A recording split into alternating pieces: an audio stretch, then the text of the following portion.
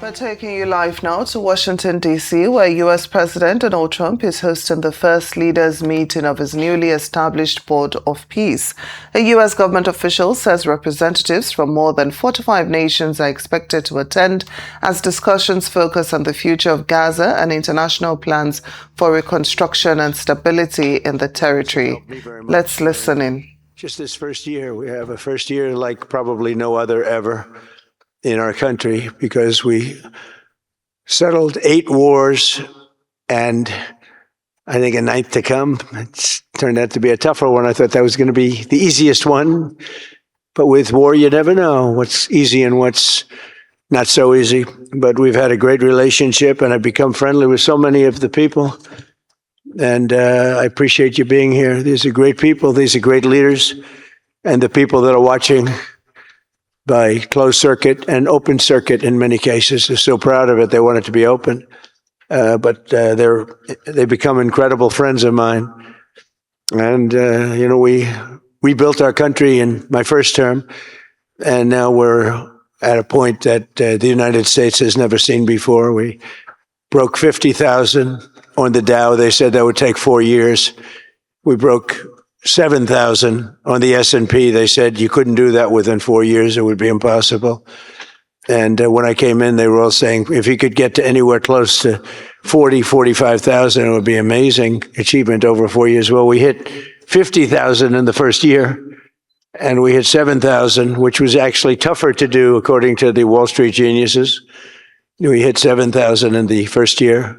They said it could take 4 or 5 years. They'd be very happy. It would have been a great job. We did it in 1, but we're doing a great job.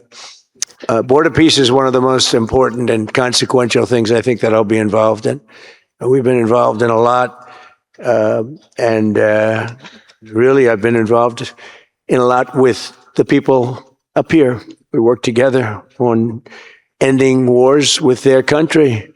Some of the wars were 32 years long, 32, 34, and a 37. That's a long time. And we ended it in about 2 days, each one of those. But we have some other work to do, and we're getting it done. Gaza is very complex. It's been amazing. I want to thank Steve and Jared for an amazing job. Marco's over there watching. Everybody's fantastic. And JD, what a job. They were all doing this. A team. I think it's the best team ever assembled. And you see that by the results.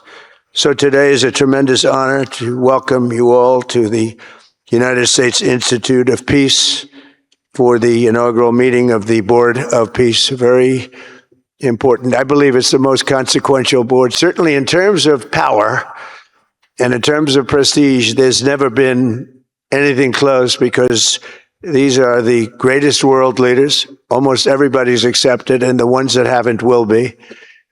Some are playing a little cute. It doesn't work. You can't play cute with me.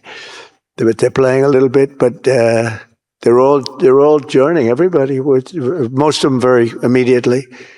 A few that we really don't want because they're trouble. Take care of them. But this is the most prestigious board ever put together. I've seen some great corporate boards. I've seen some great boards, period. It's peanuts compared to this board, because we have virtually everyone is the head of a country other than Johnny, but he's the head of soccer, so that's not so bad, right, Johnny? I like your job the best, I think. And by the way, your World Cup has set every single ticket record in the history of soccer. In the history, nobody's ever seen anything like it. The sales are virtually complete. Nobody's ever seen anything. So congratulations. You made a good decision. We did it together. Thank you, Johnny. Great guy. So I want to thank the many leaders and dignitaries who have traveled great distances and lengths for the important gathering that we're at right now. This building was built for peace, and nobody knew what to name it. And then Marco named it after me. I had nothing to do with it. I swear I didn't. I swear, I had no idea. They said, there's a surprise coming. I didn't know that surprise. I thought they were going to give me a lot of money or something, maybe cash. Could always use some extra cash. But I came and they stopped the beautiful beast. I got out very safely, I'm sure, and looked up, and there it said, Donald J. Trump on the building. And when I say that had nothing to do, nobody believes it, and that's okay. But I appreciated it. It was Marco and JD and a group got together and they did that. And I just thought it was very nice. And it makes me work harder. We're going to have to work harder. We're going to have to make this building much more important. It's brand new. They built it for peace, but nobody occupied it. Nobody knew what the purpose of it. But the architecture is so beautiful, and it was with the meeting rooms, the reception rooms. It's really amazing. Who would think that it was built without anybody in mind or anything in mind, and then the State Department took it over. They liked it. Marco came over one day. He saw this. He said, "This building is great," and he actually claimed it. Right? He claimed it. And that's what he does. Where is Marco? I said, Marco, is that true? You claimed this building. You took it away from about 5 groups that wanted it. That was done very quickly, very methodically. But it was really, really built so beautifully in such a beautiful building. But we worked together to ensure the brighter future for the people of Gaza, the Middle East, and the entire world. I think that the Board of Peace, because it's mostly leaders and unbelievably respected people, but mostly leaders of Middle Eastern countries from all over the world. And they've been very generous with money also. And the United States, which I'll say in a moment, is also very generous with money because there's nothing more important than peace. And there's nothing less expensive than peace. When you go to wars, it costs you 100 times what it costs to make peace. We have a man at the end right there that's smiling because you learned that after 30 years of fighting, right? 30 years of fighting, we got it done. I want to thank you very much. That was a great thing you did. You and your new friend, they came to my office and they said, I've been fighting for 22 years. Now you're there for 23 years, right? But I've been fighting for 22 years. That's all I've done is fight this gentleman. And his counterpart was there for 7 years. He said, I've been there for 7 years. All I've done is fight this gentleman. And we had it worked out in about 24 hours, right? And it's been a good peace. And I think they've become friends. I'm not sure I'm allowed to say that, but I think so. I think they've become friends, right? Right. Great. Stand up. Stand up. These are 2 tough cookies, too. You think that was easy? It wasn't easy.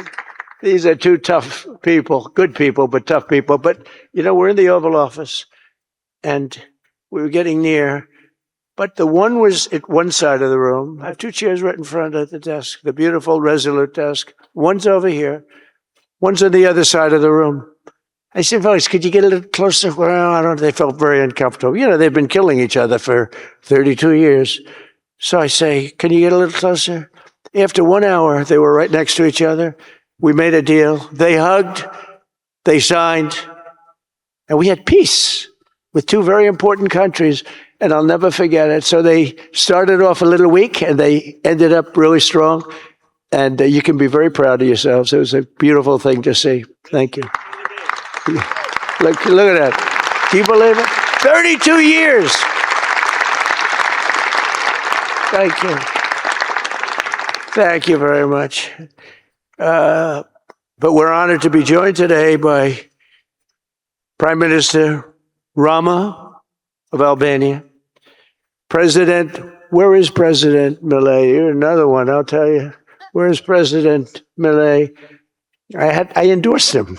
I'm not supposed to be endorsing people, but I endorse, when I like people, I've had a very good record of endorsing candidates within the United States.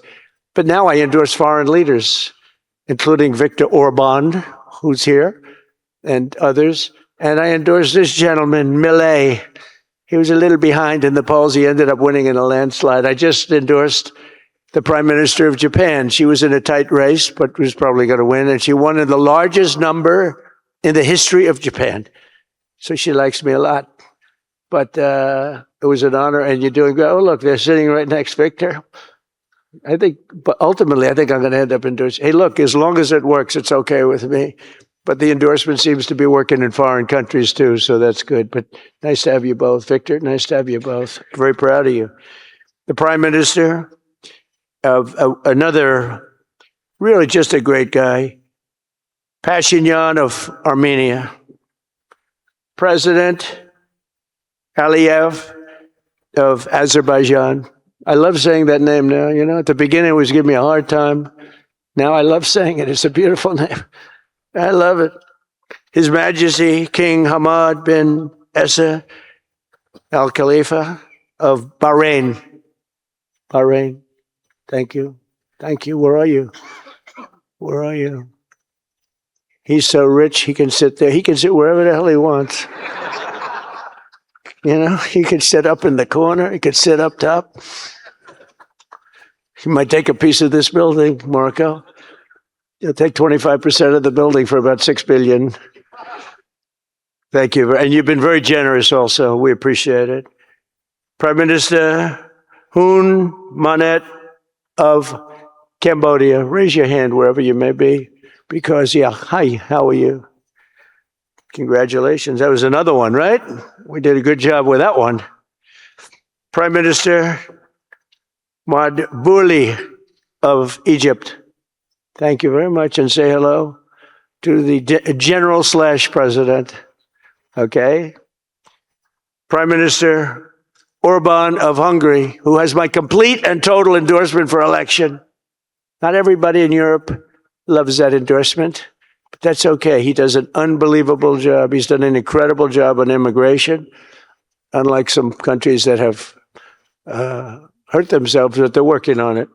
But I just want to let you know, you have my total and complete endorsement, and I'm putting it out. I already did, but I'm putting it out again. And you're coming up with an election, and I think you should be good. I'll tell you, Millet did pretty well. He was a little down, right?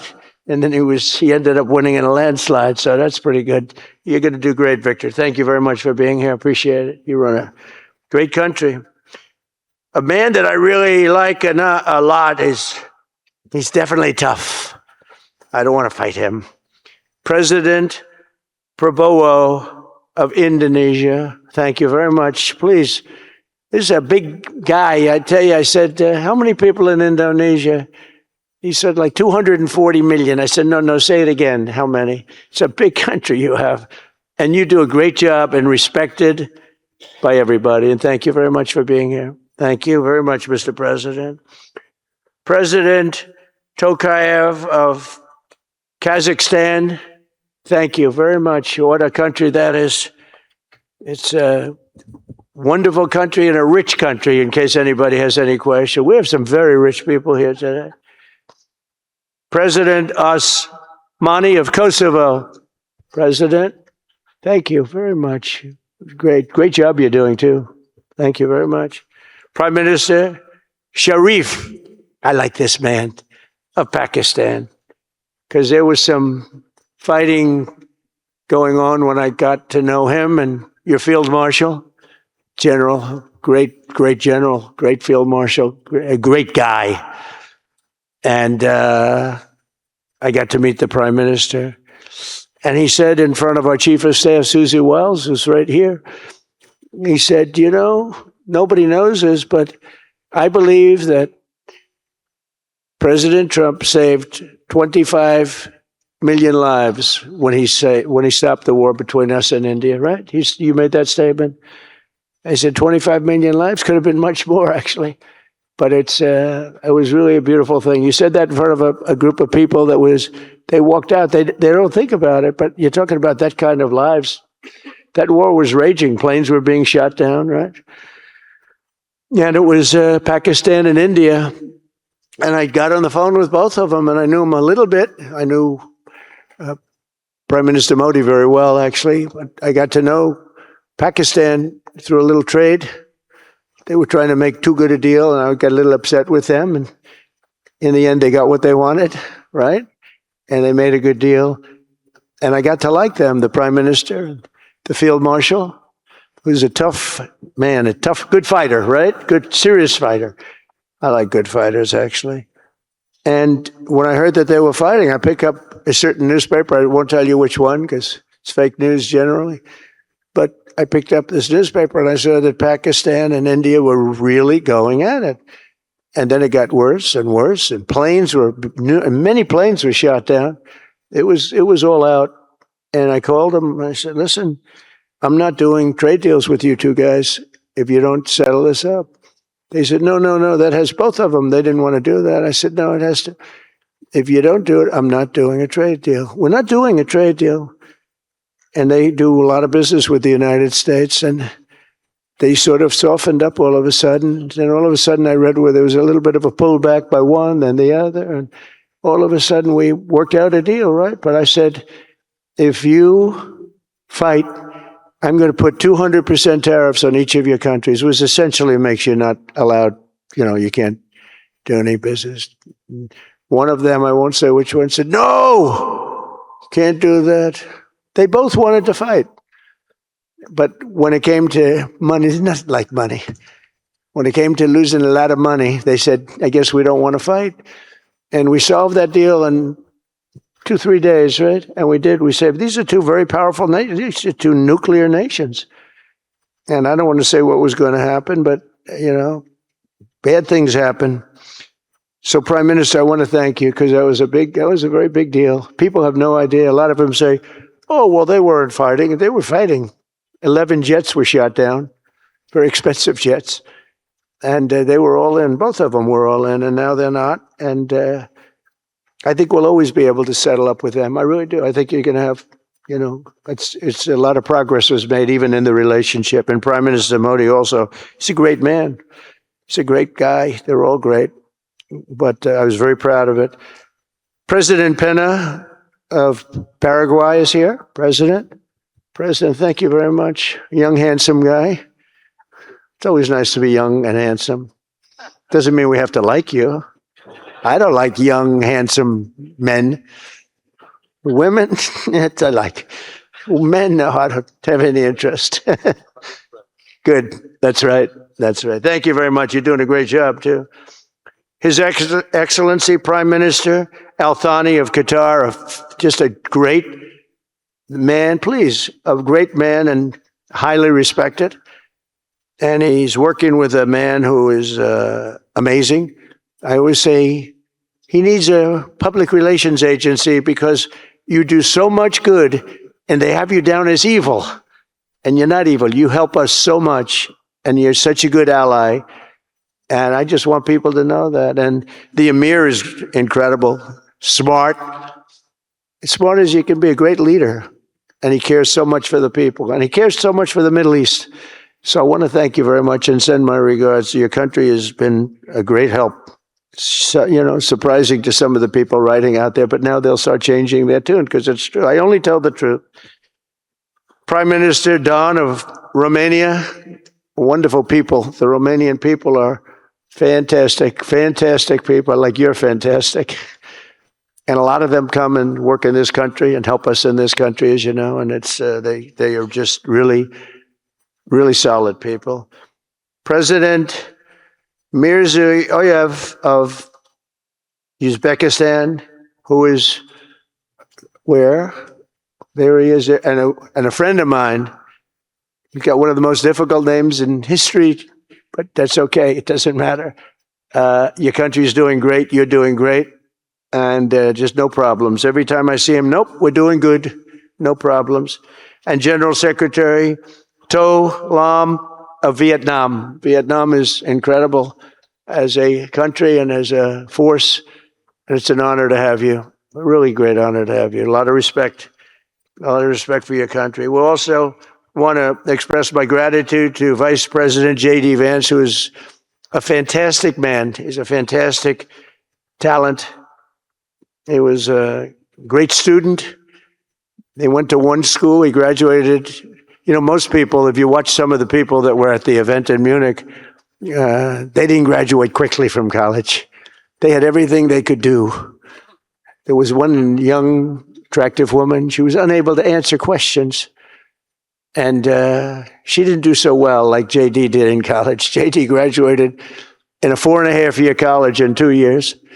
And then he went to Yale and he graduated at the top of his class, went to the military grade. But when he went to Yale, there was one person that was marginally ahead of him. So he married her. Can you believe it? He married the person that was ahead. I don't know. I always like to say JD was first and Usha was second. because I get a little uncomfortable when I say but he's been incredible. He's a brilliant guy and a great guy, and he's been my friend. All of our people, we have a fantastic group of people, our cabinet members, everybody, many of them here. But JD's been great. Thank you very much. He gets a little bit tough on occasion. We've got to slow him down just a little bit on occasion. He says his mind. Now, then we have the opposite extreme. We have your friend sitting in the back. Your best friend sitting in the back is Marco. Marco does it with a velvet glove, but it's a kill, right? The result is the same. They do it very differently. And Marco, you really did yourself proud 2 days ago in Munich. In fact, so proud that I almost terminated his employ because they were saying, why can't Trump do this? I do, but I say it differently. But Marco, don't do any better than you did, please. Because if you do, you're out of here.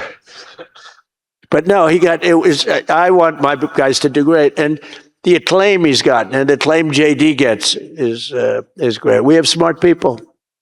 And when you see the representatives there, like Gavin Newsom, he didn't know what he was doing. They didn't even know why. He didn't know why he was there. Or AOC, she was unable to answer a simple question. And she could have said, well, I'm studying it and I'll report back to you next week. You know, you can get away with that. But she just went,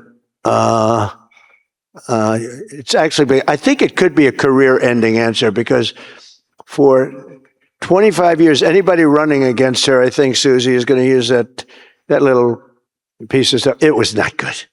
It was not good. That was not a natural. So I want to thank JD. I want to thank Secretary of State Marco Rubio. They're extraordinary. I want to thank Special Envoy for Peace, Steve Witkoff, who has been unbelievable. You know, I took Steve because I was a developer in New York, really successful, actually much more successful than Steve, but I don't want to say that. I'm not going to say that, Johnny. I refuse to say it. But I saw something in Steve. Steve's a great negotiator. Everybody loved him. All these developers, and they're tough. You know, New York developers tend to be on the tough side. And, you know, most of them hate each other. Like a lot of the people in this room hate each other. You know, it's sort of natural, I guess. But we're bringing love back into the room like the old days. But everybody loves Steve. Every developer, the worst, most evil people, horrible human beings, actually. And they love Steve. So I remember this, and we had some conflicts, to put it mildly, in the world. And I said, Steve, how would you like to be Henry Kissinger Jr. that doesn't leak? I said, are you a leaker, Steve? No, he didn't even know what the word meant. And it's true. I always say Henry Kissinger, who was one of the great leakers of all time, by the way, Richard Nixon said to him, Henry, who's leaking all this stuff? I don't know, Mr. President. It was Henry. It was like, these are little stories I like telling you. But Steve has been unbelievable. Everybody likes him. Ukraine loves him. Europe loves him. Russia loves him. I mean, there's nothing wrong with this. He goes to see President Putin. Didn't know Putin. I set him up a meeting to see. I said, how's Steve doing? Sir, he's still inside. Oh, that was an hour. I called back. Tell Steve to call me when he's finished. I want to find out what the hell is going on. We want to end that war. Sir, he's still inside. 3 hours, 4 hours. They were together for 4 hours, the first meeting. That's talent. And they get along. I mean, people like or don't like Putin or Zelensky. They get along. Same thing with Zelensky. I mean, they all love Steve, and Steve's doing a great job. That's a tough one. That's a much tougher one. I would have thought that some of the ones that we settled that are up here would have been, I thought this would be easy because I have a very good relationship with President Putin. I have a very good relationship with President Xi. I'm going to be going to China in April. That's going to be a wild one. I said, but we have to put on the biggest display you've ever had in the history of China. You know, last time I went to China, President Xi, he treated me so well. He gave me a display. I never saw so many soldiers all the same height, exactly the same height within a quarter of an inch. You can do that when you have 1.4 billion people. You know, lots of shoulders. Everybody was within about 1/8 of an inch the same height. I said, if they put their helmets down, you could have played pool on the top of their heads. And it was pretty amazing. But I said, you got to top it. He said, I'll top it. We're going to top it. We're going to have a lot of the people, most of the fake news back there is going to be going. So we have, Steve has done a great job. And then a little bit later on, we brought Jared in. Jared was responsible for the Abraham Accords, which is incredible. Nobody else could have done that. A very smart guy. And we're making Jared an envoy also, envoy of peace. They're both envoys of peace. And you couldn't get two. I tell you what, I watch these two guys. I say, at least we're covered from an IQ standpoint. These two guys walk into a room. And but people like them both, you know, they're good people. And they like them both. And they've had some very good meetings. They've had some very interesting meetings having to do with, as you know, Iran is a hot spot right now. And they're meeting and they have a good relationship with the representatives of Iran. And, you know, good talks are being had. It's proven to be over the years not easy to make a meaningful deal with Iran. We have to make a meaningful deal. Otherwise, bad things happen. But we have to make a meaningful deal. But they have a great relationship with the representatives of Iran. They have a great relationship with the other one that they're really working on now. Because so many of these, I mean, as an example, Kosovo, Serbia. I did that one. Could you stand up if any of you guys are, when you're here, just stand up for a second. Kosovo, Serbia. Stand up. What a job. Thank you very much. We appreciate it. So good. And you're getting along. And when you don't get along, you'll call me and we'll get it solved, right? We'll get it solved. Thank you very much. Really good. And then again, Pakistan and India. That was a big one. And just, I think you should actually stand. Come, please. Stand just for a second. Pakistan and India, thank you very much. And I spoke to Prime Minister Modi. He's excited. He's watching us right now. Egypt and Ethiopia. We're going to get that. You know, there's a little dam that got built. Little dam, like maybe the largest dam in the world. Built and financed, of course, by the United States brilliantly. And having a little trouble getting water to the Nile. That's a tough situation, but we're going to get that solved. Armenia and Azerbaijan, we talked about. And again, thank you, fellas, very much. Great job. Great job. Thank you. Cambodia and Thailand. So incredible what you did, that you got together and it all worked out. They're watching right now on closed circuit. Thank you very much. And thank you. That was a big one. Cambodia and Thailand. These are nasty fighters. I have to tell you. These fighters are nasty. Now we talk about, you talk nasty fighter. You're nice guys compared to this. Congo and Rwanda. That was, and we've got them pretty peaceful. There's little flare-ups every once in a while. I'll get a call once a week. Sir, there's a flare-up in the Congo again. We'll get it straightened out, right, Susie? We get it straightened out. And Israel, as you know, with, you could say Israel and numerous countries if you want to really know the truth, but Israel and Iran, and we'll see where that goes. But when you think of Israel, we've done the biggest thing of all. We have peace in the Middle East right now. That's bigger than people said it couldn't be done. For 3,000 years, they've been talking about Middle East. They said it couldn't be done. And you look at what's happened in Gaza. And one of the keys to it was when we took those beautiful, magnificent, we just ordered 22 more of them, updated model. The B-2 bombers are incredible. I never understood the B-2 bomber. I'd watch, it's a wing. And I've never quite understood that, Johnny. I'd look at it, I'd say it was beautiful, but what does it do? It carries very big bombs. And it went into Iran and it totally decimated the nuclear potential. And when it decimated that, all of a sudden we had peace in the Middle East because there was a black cloud hanging over the Middle East. And if that wasn't done, that cloud would have been there. And countries like Saudi Arabia, countries like Qatar, countries like, nobody could have signed. You would have had that threat. You couldn't have had peace in the Middle East. So now we may have to take it a step further, or we may not. Maybe we're going to make a deal. You're going to be finding out over the next probably 10 days. But this meeting today is proof with determined leadership, nothing is impossible. When I took office, the war in Gaza was raging with thousands of people being killed and no end in sight. today thanks to unrelenting diplomacy and the commitment of many of the great people in this room. We have 59 countries signed up on Gaza. Think of that. We have, it's amazing. But all the people, many, really so many in this room, the war in Gaza is over. It's over. There are little flames. Hamas has been, I think they're going to give up their weapons, which is what they promised. If they don't, it'll be, they'll be harshly met, very harshly met. They don't want that. All this stuff like they don't mind dying. They told me that's not true. Everyone said, oh, they don't mind dying. No, they don't want to die. They said, we don't want to die. People don't want to die.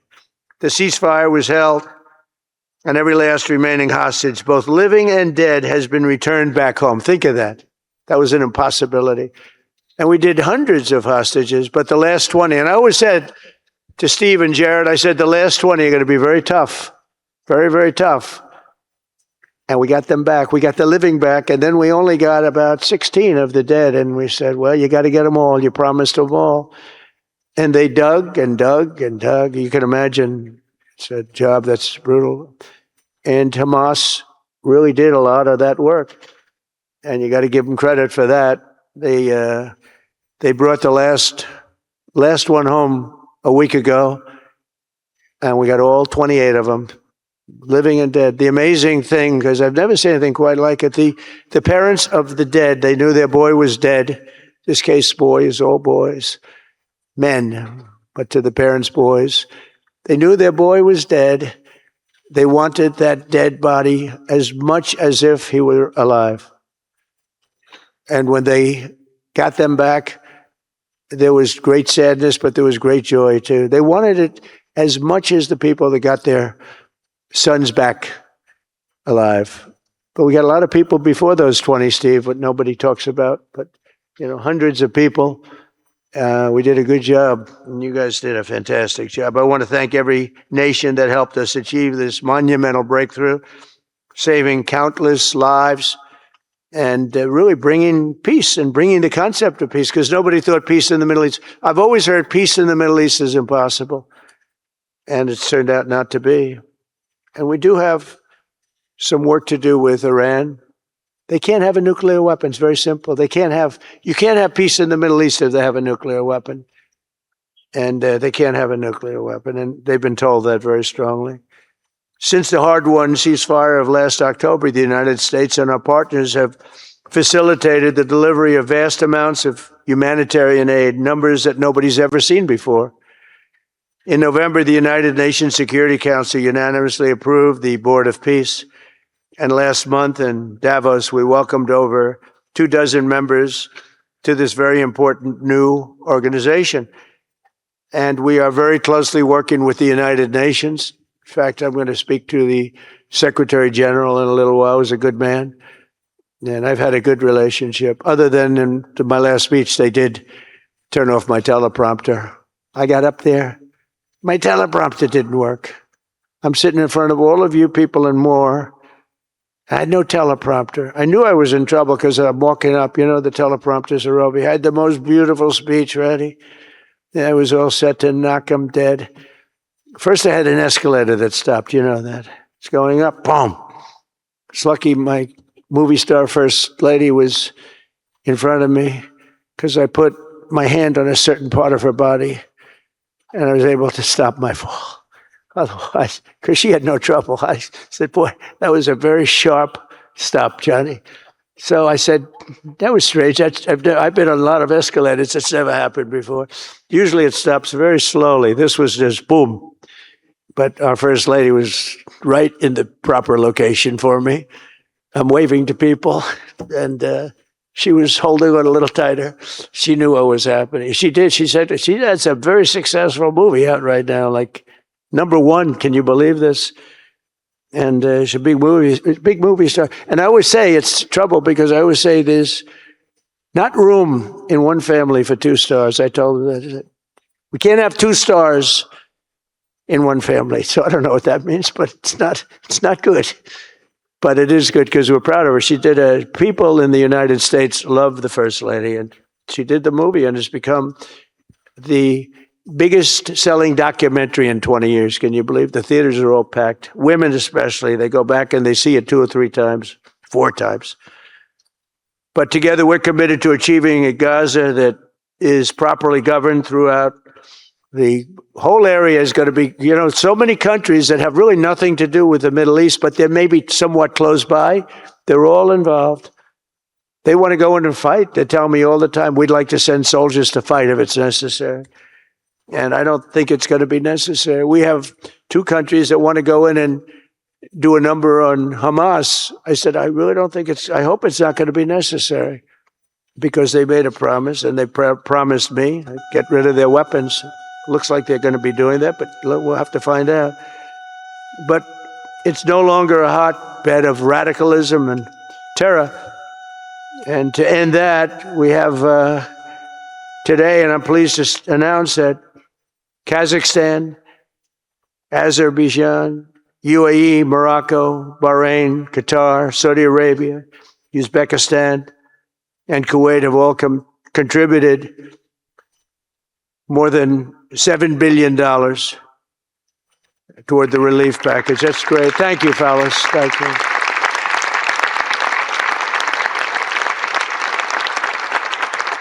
And many more are contributing too. So the numbers are, this just started. This is our first meeting. But every dollar spent is an investment in stability and the hope of new and harmonious. It's a region that's so important. It's so vibrant. It's so incredible. The people are so incredible, but we want to have a harmonious Middle East. The Middle East is amazing. So many friends in the Middle East. They're so smart. Sometimes they're too energetic. That's a lot of people aren't energetic. Sometimes they're a little bit too energetic. These are great people.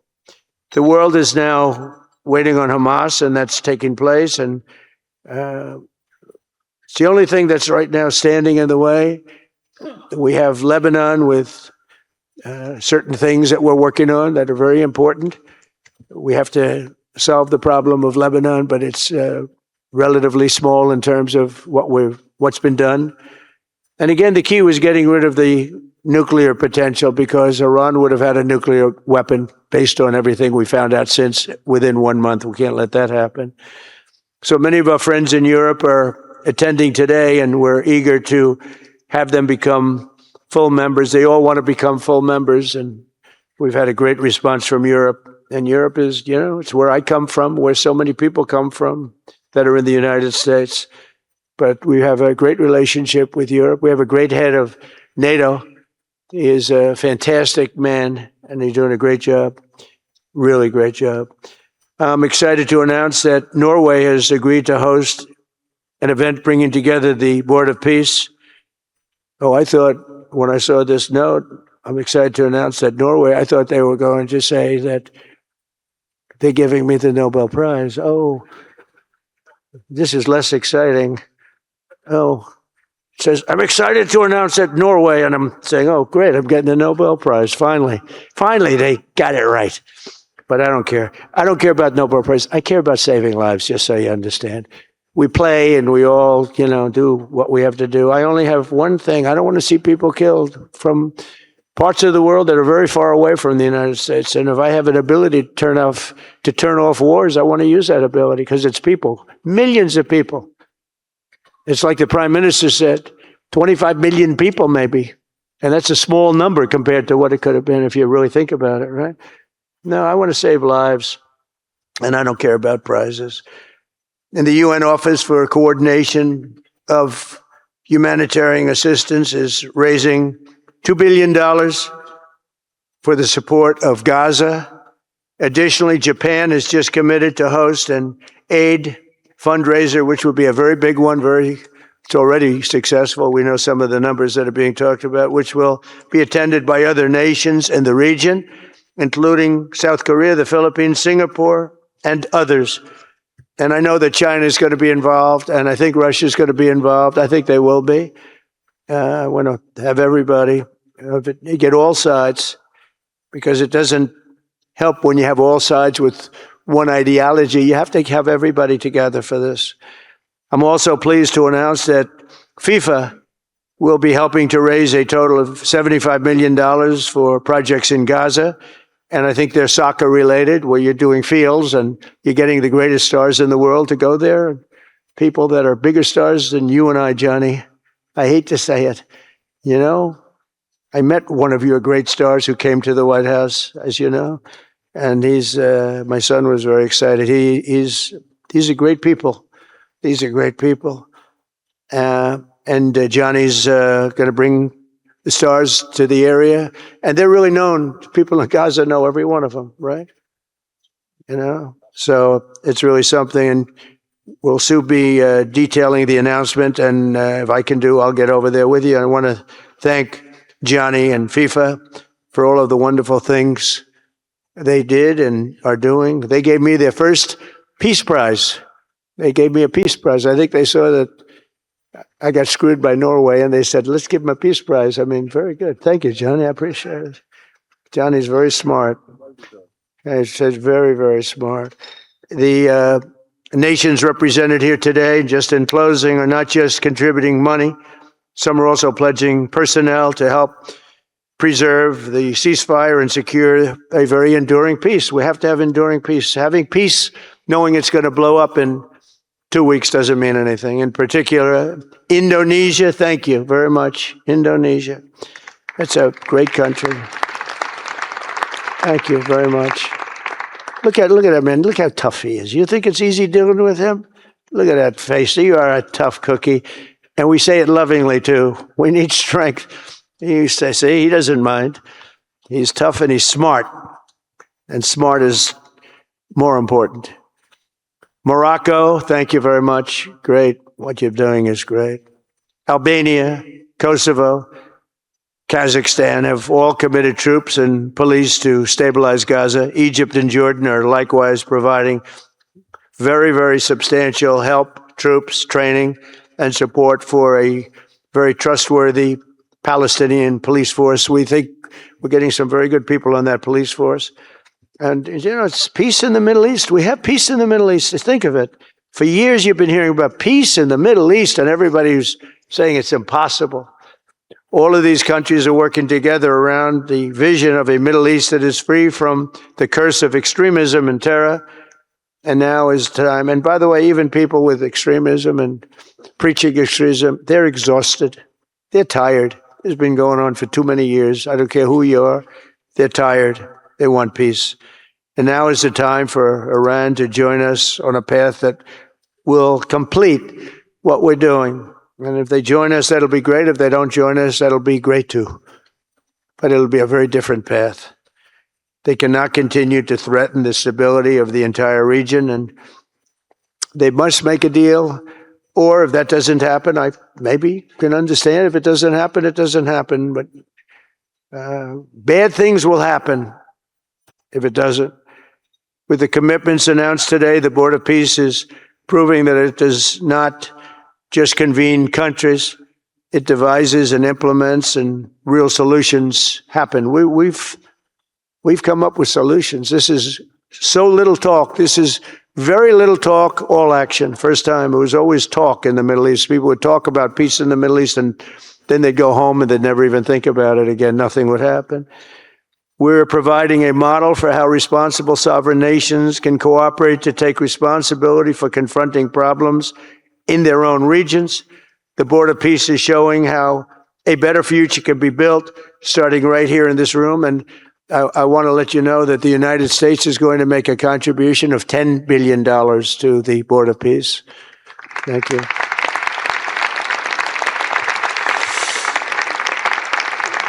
And we've had great support for that number. And that number is a very small number when you look at that compared to the cost of war.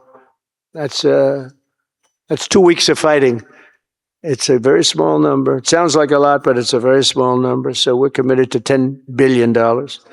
Together we can achieve the dream of bringing lasting harmony to a region tortured by centuries of war, suffering, and carnage. They say 3,000 years.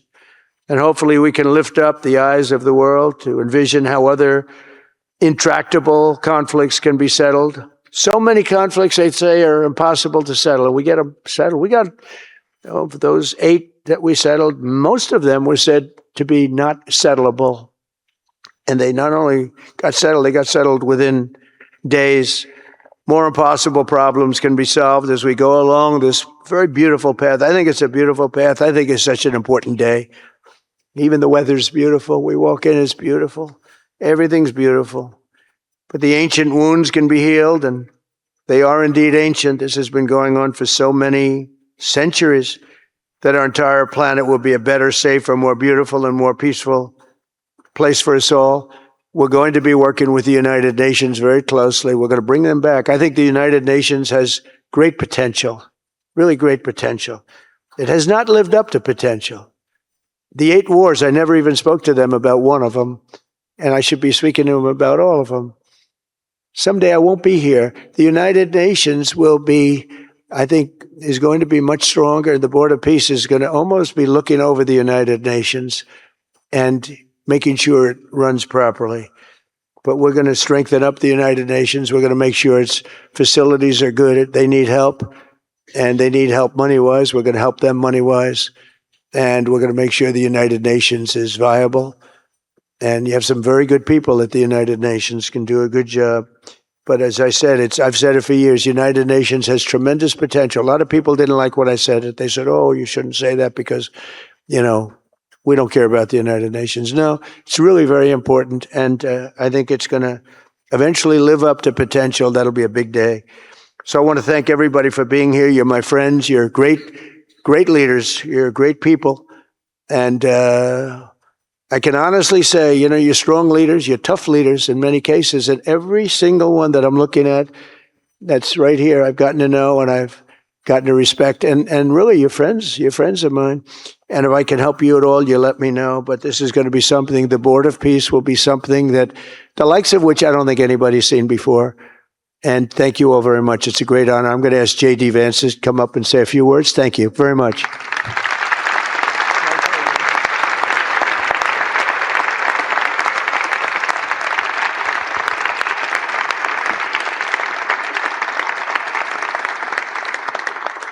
Well, thank you, Mr. President, very much for your leadership, but also for the kind words about me personally.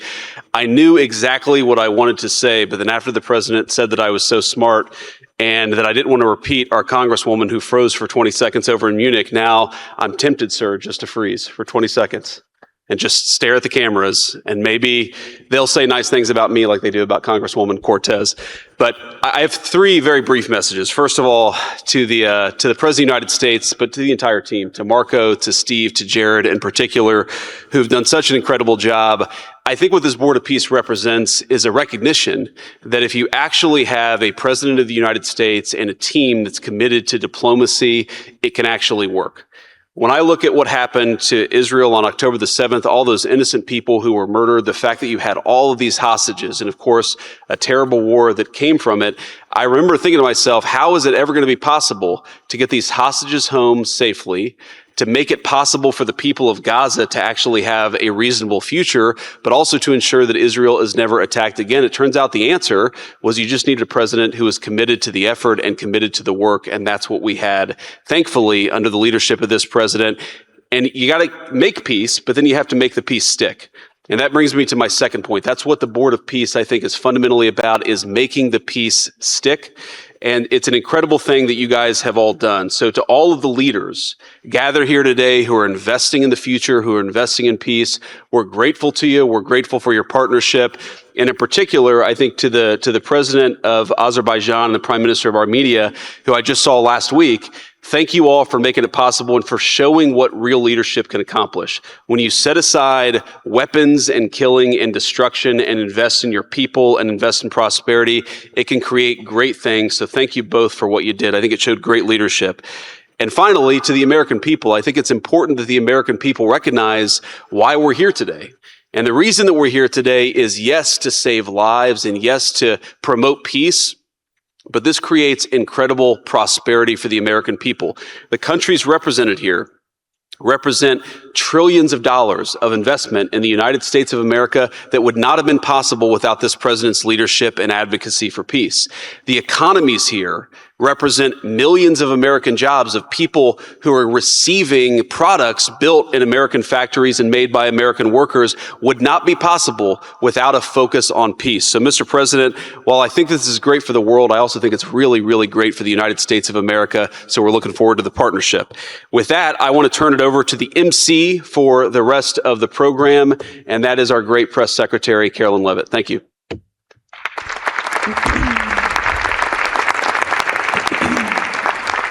Well, congratulations, Mr. President and Mr. Vice President, for convening the first ever Board of Peace meeting. And we will now hear from our Secretary of State, Marco Rubio.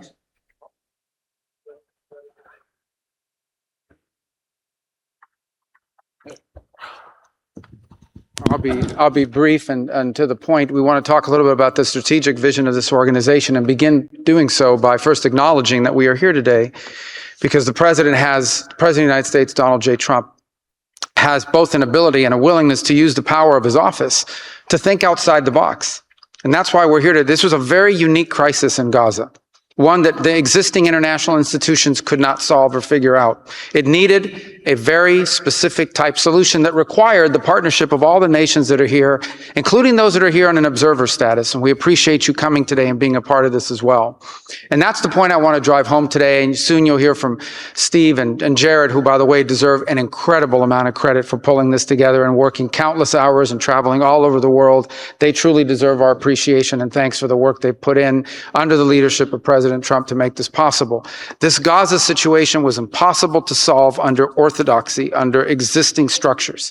And so what we did is they went to the UN and they got the UN's approval to put this group together and bring these nations together to come up with a very specific solutions to a very unique and specific problem. We have a long ways to go. There's a lot of work that remains. It will require the contribution of every nation state represented here today. And we thank you for being a part of it. And we hope that this can serve as a model for other complex and difficult situations so they can be solved in the same way. But right now, the focus is on this one. We have to get this right. There is no plan B for Gaza. Plan B is going back to war. No one here wants that. Plan A, the only path forward, is one that rebuilds Gaza in a way of enduring and sustainable peace, where everyone can live there side by side with one another and never worry again about returning to conflict, to war, to human suffering, and to destruction. And again, Mr. President, thank you for having the vision and the courage to pursue something that has never been done before, and we're not done yet. And thank you to Steve Woodcock and Jared Kushner for the time and the work they put into this. And thank you on behalf of the State Department and the U.S. government to all of the nations that are here. Every one of you is indispensable, including our observer partners, who we hope can find your way to join us at some point as officially part of this. But we are grateful for the fact you're here today and the contributions you've made already. Thank you.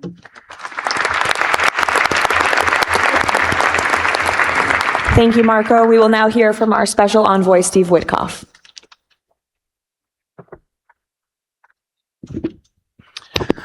Thank you, everybody, for being here. I don't know if we ever believed that this was possible when we first started envisioning a board of peace, but of course, under the president's indispensable leadership, and it begins with that. It begins with President Trump's leadership and his direction. We are here today, and it's pretty amazing. I think we have some people to thank. We had an amazing partnership between the mediating countries, Qatar, Egypt, Turkey, Prime Minister Mohammed. You are an exceptional human being. You really are. Ali, thank you for everything you did. That's you right over there, Ali. Wherever Hakan is, Hakan, you were amazing. And so was Ibrahim and President Erdogan, and of course, to the Egyptians, Badr, I know you're smiling because we went through so much. And General Hassan was amazing. We all became friends here. And Prime Minister Sisi, President Sisi, pardon me, and so many others. But our team, JD, your insight, your counsel, and Marco, you're an amazing secretary, and it's a privilege to work for you. And Jared, you are my dear friend and the best partner I ever had. You are an amazing person. But Mr. President, it is my greatest honor to work for you. It is the blessing in my life. I've had many blessings. I don't have to be a practicing lawyer anymore, but this is my greatest blessing. But I also have to mention one other person who is important to this discussion. Oh, the Israelis, I forgot. Prime Minister Netanyahu. Without him, much wouldn't have been accomplished as well. And that's really important that we acknowledge him here today, and Ron Dermer. But a person who doesn't care much about the acclaim, we have to acknowledge too, and that's you, Susie. Because I would come back and you would say to me on every trip, what can I do for you? This matters. And you are an inspiration for all of us. So I thank everybody, and let me get on to, am I going on to the next slide? Sure. Caroline? Sure. Okay. So with regard to the hostages, we're here today, again, I say it, I know it sounds redundant, but we're here today because of President Trump. Without him, none of this was possible. There were 251 hostages. 168 came out alive. 83 bodies were returned to their families so that they could grieve and remember their loved ones like in a normal way, in a way that brought their families together. So that was just as important. This was a monumental effort, and I want to tell a story about the president. Every time a hostage family came to visit with us, they were not on the president's schedule. I would walk down to the Oval Office. I would tell the president that there was a hostage family here, and he would say, Steve, bring them up. Every single time. Mm-hmm. And when we got the last 20 out, we had a celebration at the White House, and I could see the emotion on the president's face. And he came up to me and he said to me, I have to tell you, this is my 5th year in the Oval Office. And I don't know that I've ever had a more special time than this moment with these people, seeing them come home.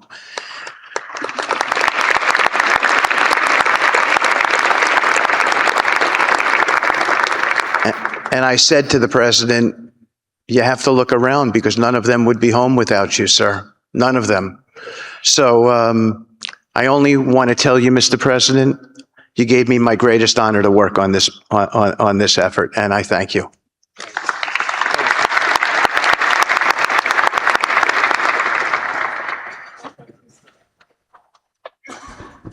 Thank you, Steve. Now you're going to hear directly from the team that has been tasked with implementing President Trump's 20-point plan for Gaza, beginning with our ambassador to the United Nations, Mike Waltz. Thank you, and thank you, Mr. President, Excellencies. First, let me wish everyone a happy and prayerful Ramadan. Thank you so much for joining all of us today. Mr. President, Excellencies, bottom line, humanitarian aid has absolutely surged since the Gaza war ended. Our Central Command, our great military, is working together with Israel, with the UN, so many countries here to coordinate the aid, to make sure there's deconfliction. Over 70 countries now are participating in our Civil Military Command Center, and here are the results. Aid is up. 4,200 aid trucks have entered Gaza each week for 13 consecutive weeks, the longest stretch of high-volume assistance to Gaza in years. Diversion is down significantly from prior to the ceasefire, with less than 1% diverted this month. Food supplies are way up. We are reaching the full 2.1 million Gazans with aid, up 5 times from the delivery levels before the ceasefire. The percentage of households experiencing severe hunger has dropped from about 30% to down to 1%. As of this past February, drinking water has doubled and child malnutrition has been cut in half. If we could go to the next slide. Mr. President, only under your leadership and this great team could we bring together the United States, Israel, Egypt, Jordan, the UAE, the United Nations agencies.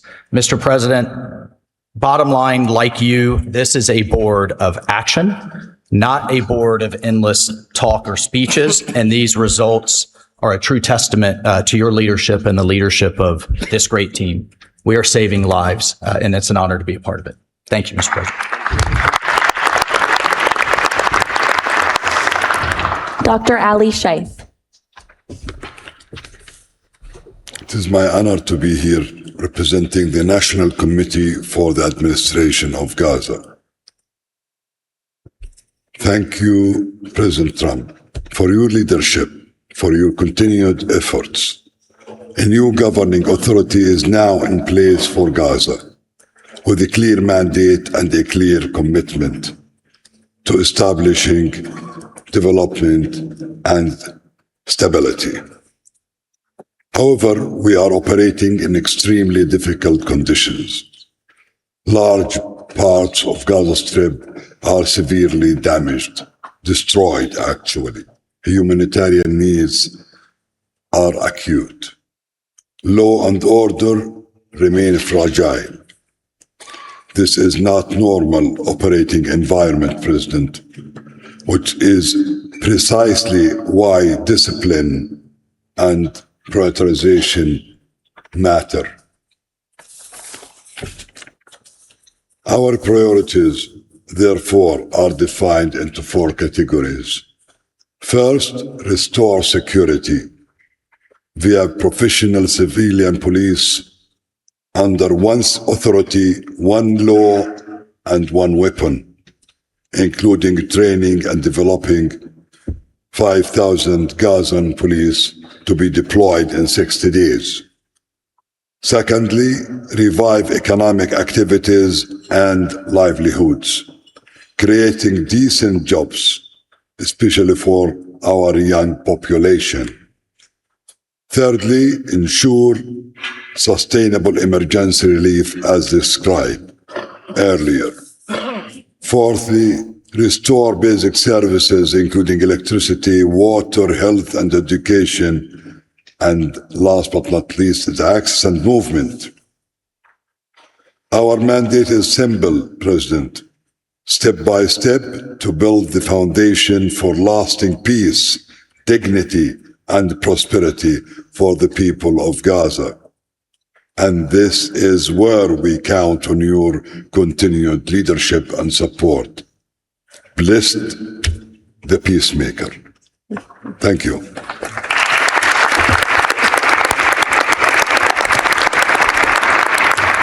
Thank you. Now, Nick Mladenov. Thank you, Caroline, and thank you, Mr. President. Today, we're very happy to announce that we're creating the Office of the High Representative for Gaza of the Board of Peace, which will be there to support, to guide, and assist the National Committee for the Administration of Gaza, hopefully removing the roadblocks that they will be facing in taking over civilian and administrative control of the Gaza Strip. We plan to work in full transparency under the guidelines of and supervision of the Board of Peace and the Executive Board. And of course, we will do that in great coordination with the Israel and with the Palestinian institutions, who we both require to make this work on the ground. And certainly with my very good colleague here, General Jefferson, the International Stabilization Force that is coming together.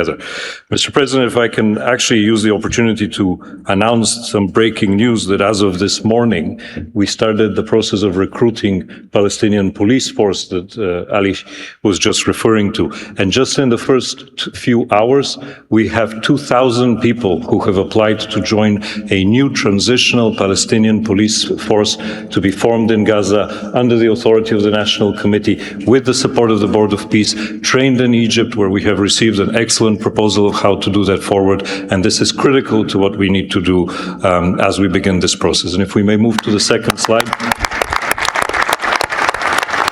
It is this Palestinian security force under the authority of the National Committee for the Transition Period that will allow us to ensure that all factions in Gaza are dismantled and all weapons are put under the control of one civilian authority. The only way to do that is the full implementation of the 20-point plan and the UN Security Council resolution, which binds us all to make sure that that is the way forward.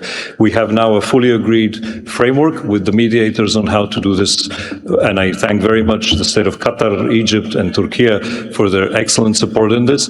We now need to move forward on communicating it and negotiating the details of the implementation plan with the factions on the ground. But rest assured to all of you that we're on the right track. And if I can ask one thing of all of us, is to make sure that we have one message. There is no other option except the full demilitarization and decommissioning of all weapons in Gaza for reconstruction to begin and for people to have a new way of life going forward. Thank you.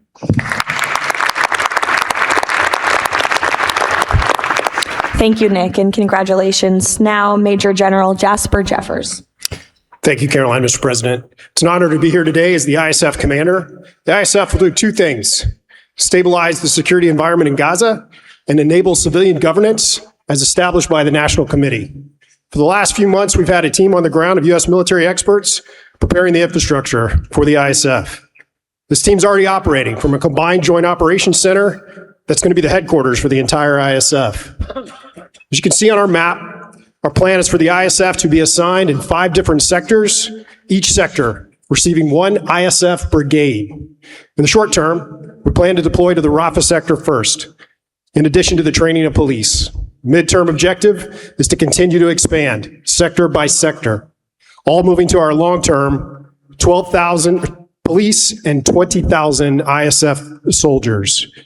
I'm incredibly pleased to announce today that the first 5 countries have committed troops to serve in the ISF: Indonesia, Morocco, Kazakhstan, Kosovo, and Albania.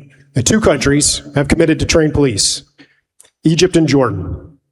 I would also like to announce that I have offered and Indonesia has accepted the position of Deputy Commander for the ISF. With these first steps, we will help bring the security that Gaza needs for our future prosperity and enduring peace. Thank you.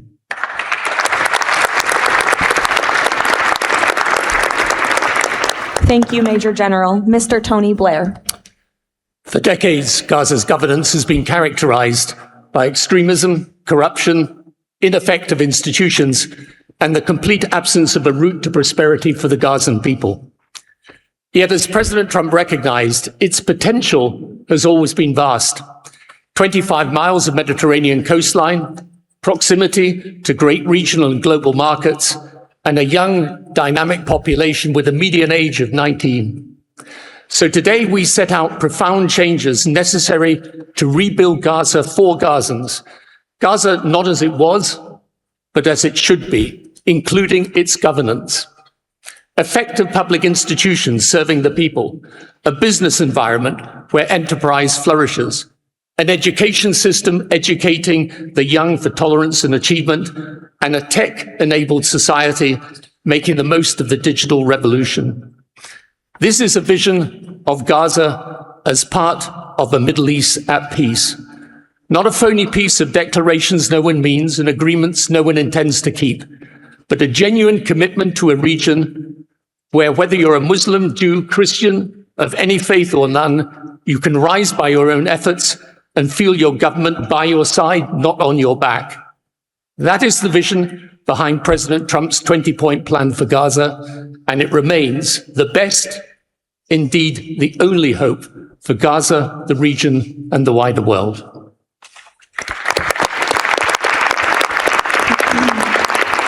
Thank you. Mr. Yakir Gabay. Hello, everybody. Thank you, Mr. President. Gaza is destroyed. We assembled here on this historic day with common vision to rebuild Gaza for the next generations. Our mission is to recycle and remove 70 million tons of rubble and UXO and hundreds of miles of tunnels, arrange for the population fast temporary housing, in parallel to start construction of infrastructure and permanent housing. We have a detailed master plan for housing and infrastructure of modern schools and hospitals, manufacturing and agriculture, roads and trains, water and energy plants, logistic hubs, telecom, tech and data centers, sports and leisure facilities, seaport and airport, and much more. We lined up many regional contractors who build housing for millions of people in the Middle East. They will join the massive redevelopment with competitive pricing. The funding is ready. and will be invested in a free economy. The local population will build their own cities, which will create hundreds of thousands of jobs and will revive the economy. The Gaza coastline is 26 miles long. It can be developed as a new Mediterranean Riviera with 200 hotels and potential islands. The value goes to the Gazans through the Gaza Sovereign Fund. This plan is all subject to a full disarmament of Hamas. Thank you very much. Together we will make this vision into a reality.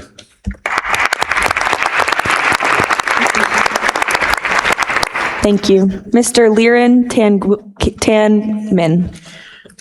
When we asked the NCAG what Gaza needs to unlock its potential, the answer was clear. Reconnect Gaza to the world, digitally and economically, and replace corruption with an open, tax-free system. Gaza was once a vital trade hub between Asia and Europe. Reconnection is a return to its roots. Even the word gauze comes from Gaza, where silk was woven and exported to Europe. So, we brought together Palestinian, Arab, and American partners to deliver practical solutions.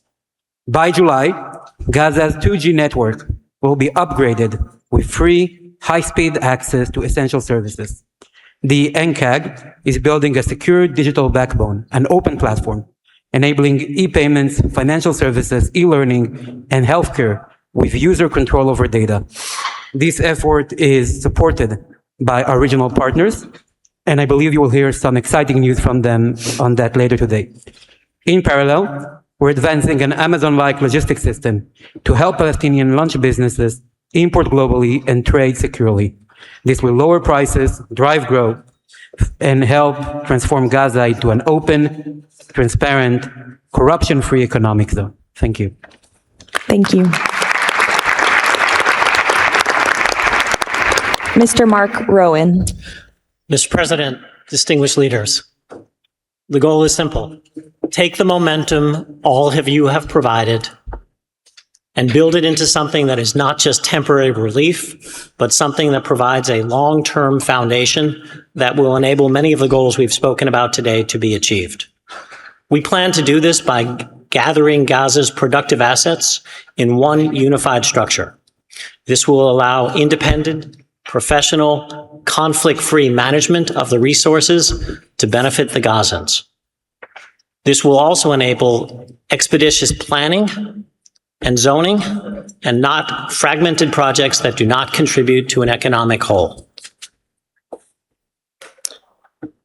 The potential here is tremendous, but it has to start somewhere. The start is in Rafah, where, as you heard, that will be the first place security is deployed. The plan is 100,000 homes for 500,000 residents plus $5 billion of infrastructure. Over time, 400,000 homes for the entirety of the population with more than $30 billion of infrastructure. Let me put it in financial terms. This is not a problem of money or collateral. This is a problem of peace. The coastline alone, $50 billion of value on a conservative basis. The housing stock, more than $30 billion as rebuilt. The infrastructure, more than $30 billion. $115 billion of value. It just needs to be unlocked and financed. Great. Thank you. Mr. Ajay Banga. Thank you, Caroline, and thank you, Mr. President. All this requires money. And so when the UN Security Council resolution got passed, we set about creating the Gaza Reconstruction and Development Fund at the World Bank. It's housed there. The World Bank's role is that of a limited trustee. We manage the donor contributions coming in of the type that the President said a little earlier in his opening remarks. And then we help to manage that money while it stays with us. And under the direction of the Board of Peace, we disperse the money for reconstruction and development projects in Gaza. This fund is ready to receive the donations that he spoke about just a little while ago. The second part of the story is that you as donors deserve the right to know that the money is being used in a transparent way. We are helping, along with the Board of Peace, which takes the ownership of ensuring that the right kind of financial, legal, and oversight mechanisms are being put in place. We've even assigned a financial controller from the World Bank on a secondment basis to the Board of Peace to ensure that we can try and help build the best standards in this process. Now, this is just the beginning. This work is going to need 2 or 3 things that the World Bank Group can bring to the table. The first is leveraging of public finance. Because of our AAA rating, we have the ability to leverage private bond money to help to create the resources we need to do what Mark just talked about. The second is we can de-risk private investing. And the third is we have people on the ground and expertise and knowledge of doing this kind of work in other markets. We want to be not an armchair critical process, but an active participant in giving Gazans and people in the region the opportunity of the lives they deserve the one time we get the chance. So thank you again. Thank you all for your tremendous work. Before we turn it over to many of the distinguished leaders who are here today, we are going to hear from Mr. Kushner to talk about the future of the Board of Peace.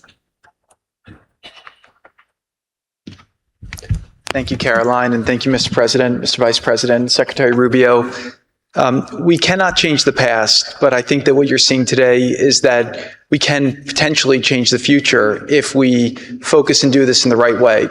We tried to structure this meeting like a proper board meeting, like we do in the private sector, where we have all the preparation, we get the right people together, and we really report on what our challenges are, what the opportunities are, and what are the approaches. What you've seen today is just a small sample of the work that's been done, and I really want to thank the entire team that's worked so hard at this.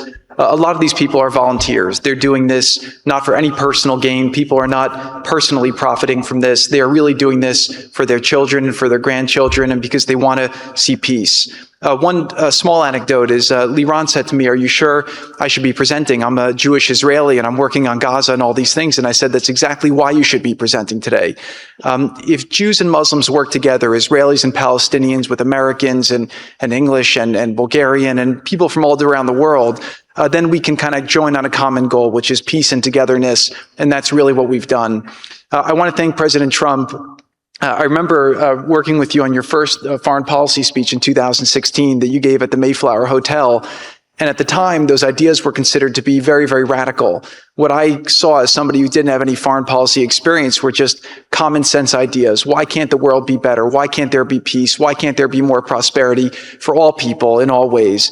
And I think over the last decade, you really have changed the way that the world thinks about a lot of these things. And I think that this organization is bringing a new approach and new ideas and new people together in order to effectuate it. I'd really like to thank all the countries that joined on very early.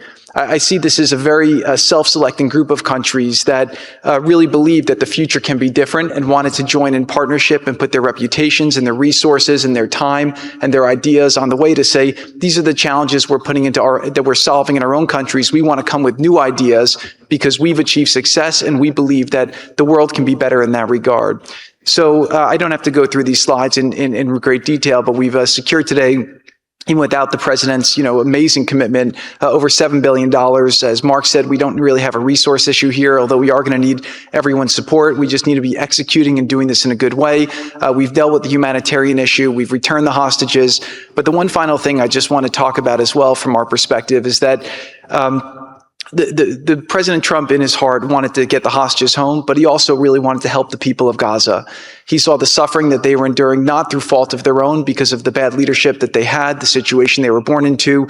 The war was a horrific, horrific situation. And I think through this process, thanks to Ali and the committee, we are now here to fully support the committee. We are here to help the people of Gaza, to lift them up and give them every opportunity to succeed. And we really see this as a partnership with them and with the Israelis to see if we can create an environment that can be peaceful, that can be functional, that can offer people the opportunity to really live a better life. And I think you've seen some of the work today, and hopefully we'll be successful. Like I said, the last one, failure is not an option, and we have to really push forward and keep finding ways to succeed with this. So really thank you, President Trump, Vice President Vance, and Secretary Rubio, and obviously Steve, who's been, like he said about me, I feel just about him. Working through all these challenges has been an absolute honor and a pleasure with you, and I've really been very lucky to have your partnership. So really thank you all, and I'll give back to Caroline. Thank you. Thank you, Jared. The war Hamas began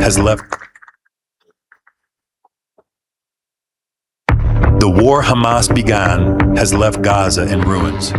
Yet from these ruins, a new future will rise. President Donald Trump unparalleled achievements in just few months. The United States, together with key regional and global partners, has signed the 20-point Gaza Peace Plan, a blueprint for security, peace, and prosperity. All the hostages returned, the living ones to their homes and the deceased to burial. Ceasefire is stable, and the killings from both sides reduced by 99%. The United Nations Security Council approved the establishment of the Board of Peace chaired by President Donald Trump, a governing body dedicated to providing security, infrastructure, and homes for Gaza's people. Ushering in the new dawn for Gaza, the new Palestinian Technocratic Government of Gaza, the NCAG, was elected with consent of all parties, including the Palestinian factions, Israel, and the Arab countries. Rafah border crossing with Egypt was open. The NCAG will secure the disarmament of Gaza to ensure one authority, one law, and one weapon. The United States and its partners, in coordination with the World Bank, are pledging billions of dollars to rebuild Gaza. Safe areas are being established in Rafah and later across the Gaza Strip, where families can receive shelter, food, health care, and education. In Rafah, Gazans will build their first new city. The NCAG, with the Board of Peace, will expand development across the entire Strip, employing hundreds of thousands in reconstruction and business activity. Transportation, water, and energy systems will be restored, and a modern economy will begin to emerge. Children will return to classrooms with a curriculum that promotes tolerance, dignity, and peace. Our goal by year 3, Rafah fully rebuilt, unemployment curbed, and Gaza connected to the world through an Abrahamic gateway, linking it with Egypt, Israel, Jordan, Saudi Arabia, the UAE, and extending to India and Europe. By year 10, Gaza will be self-governed, integrated into the region with thriving industries and housing for all. This is the framework for Gaza's rebirth: secure, prosperous, and peaceful.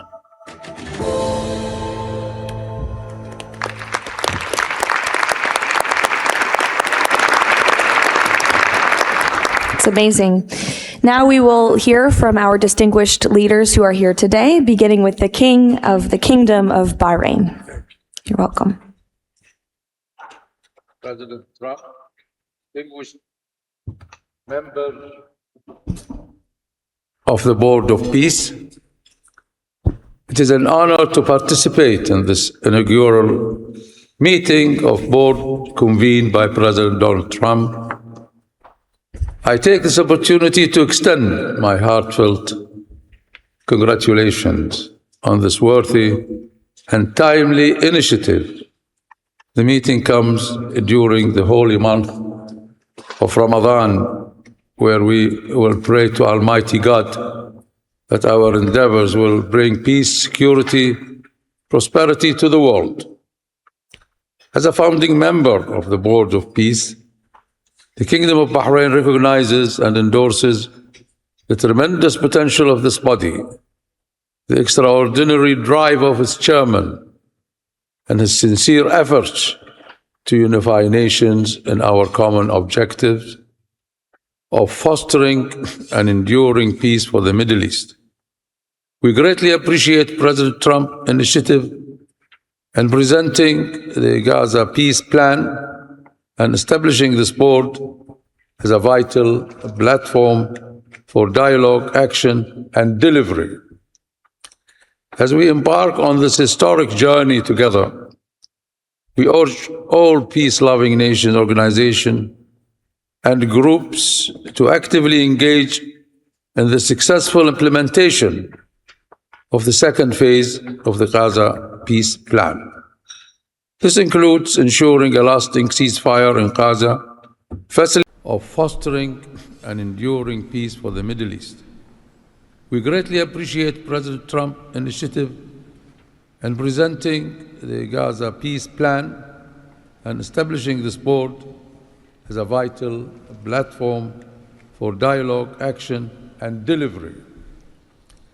As we embark on this historic journey together, we urge all peace-loving nations, organizations, and groups to actively engage in the successful implementation of the second phase of the Gaza peace plan. This includes in the heat of the summer, downfall bosses feel like extremely hot ovens. How do I cope with this heat? And how do I cope with that bad odor? By staying 5 degrees cooler. Body odor is caused by germs, and on hot days, the sweating and the odor are more. That's why you need to get the new improved Dettol Cool Soap, which offers up to 5 degrees instant cooling sensation and protects you from 99.9% odor-causing germs. To building a landscape of security, aspiration, hope, and opportunity for its people, and reaffirming our commitment to this vision, the Kingdom of Bahrain has contributed the funds towards the operations and administration of the Board of Peace, and today we announce our readiness to provide the necessary infrastructure and skills to establish an effective government digital services platform for Gaza. Our decision to join the Abraham Accord and enter into the CCBA agreement with the United States reflects our commitment to advancing peace and stability in the Middle East. The United States' historic and ongoing presence in our region has served as a positive force for stability, and we remain dedicated to strengthening our partnership. We look forward with optimism to working with the Board of Peace and all of our international partners who share our ambitions for a brighter future for all. Thank you, Mr. President.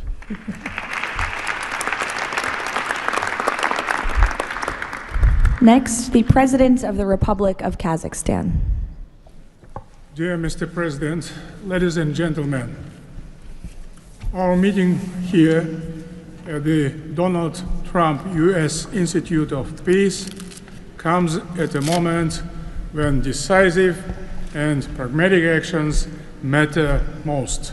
In fact, it's about making durable peace through practical, target-oriented measures, but not through endless conferences with wishful resolutions.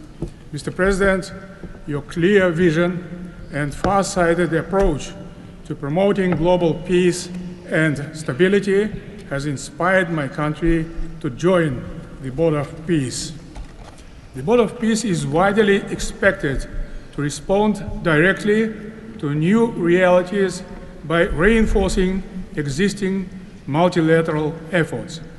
The world has never seen a move like this. It is absolutely unprecedented because, in essence, peace through construction is a very innovative concept or project, and it has every chance to become a reality by our joint efforts. Therefore, Mr. President, I acknowledge and accept your conviction that lasting peace must be built on concrete actions. As our first step, we are ready to contribute a significant amount of cash finance directly to the Board of Peace without any delay. Kazakhstan is also keen to be part of the restoration and construction process through international companies with strong credentials.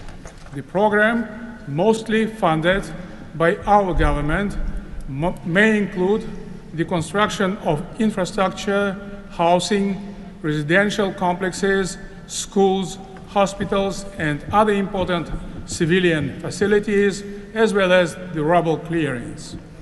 We pledge to fully accomplish our financial commitment toward the board. As one of the world's major producers of wheat Kazakhstan is ready to provide humanitarian assistance to enhance food security in Gaza and beyond. Kazakhstan plans to provide 500 scholarships to Palestinian students to pursue academic programs in our universities over a 5-year period. We can share our internationally recognized e-government expertise and other digital solutions. Kazakhstan is willing to support the ISF by deploying military units, including medical units, and sending our observers to the Civil Military Coordination Center. Sustainable development in the Middle East requires new ways to promote peace, cooperation, and trust across the region. That's why Kazakhstan has joined the Abraham Accords. This crucial move is fully aligned with the noble mission of the Board of Peace. Both of them may constitute a solid basis for joint efforts to promote peace and security in the Middle East and to foster economic, humanitarian cooperation in the region and even beyond. Given the global nature of the board's agenda, Kazakhstan is committed to providing practical support, including through hosting meetings at different levels and scales. I also would like to propose to establish a special President Trump's Award of the Board of Peace to recognize his outstanding peace-building efforts and achievements. I am confident, Mr. President, that under your strong leadership, the Board of Peace will successfully deliver its great noble mission. Thank you. Next, the President of the Republic of Uzbekistan. Уважаемый господин президент Трамп, ваше превосходительство, позвольте выразить искреннюю признательность президенту Соединенных Штатов Америки Дональду Трампу за созыв инаугурационного заседания Совета. Несомненно, сегодняшний саммит – это результат политической воли и прагматизма президента Трампа. Узбекистан поддержал миротворческую инициативу о создании Совета мира и твердо заявил о намерении принять практическое участие в ее успешной реализации. Убежден, что работа Совета позволит сформировать благоприятную обстановку для экономического и социального восстановления сектора Газа. При этом любой механизм внешнего управления должен непременно опираться на внутреннюю поддержку населения сектора. Скоординированные усилия всех сторон позволят обеспечить устойчивость постконфликтного процесса и создание условий для скорейшего восстановления Газы. Подчеркну, что Узбекистан готов внести посильный вклад в возведение жилых домов, детских садов, школ и больниц. Уважаемые друзья, символично, что нынешний саммит проходит в Институте мира имени Дональда Трампа. Наша встреча является ярким проявлением международной солидарности, миротворчества и общего стремления к улучшению ситуации на Ближнем Востоке. Мы должны использовать эту историческую возможность для построения новой Газы с процветающей экономикой и достойными условиями жизни для всего населения. Благодарю за внимание.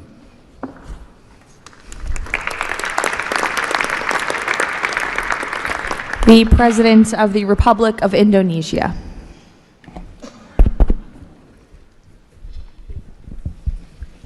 President Trump, distinguished delegates, Indonesia, from the first day that we Stay dry and fresh with Nivea Dry Deo. Keep moving forward with Derma's 72-hour active protection.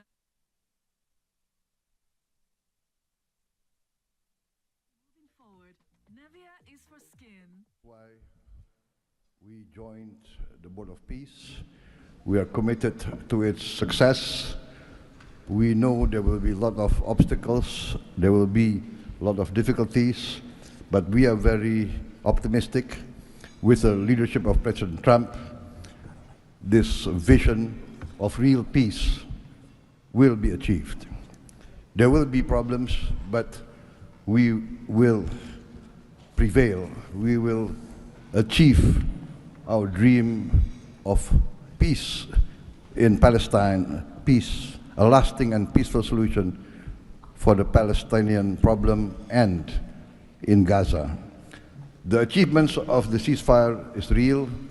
We commend this, and therefore we reaffirm our commitment to contribute significant number of troops, up to 8,000 or more if necessary.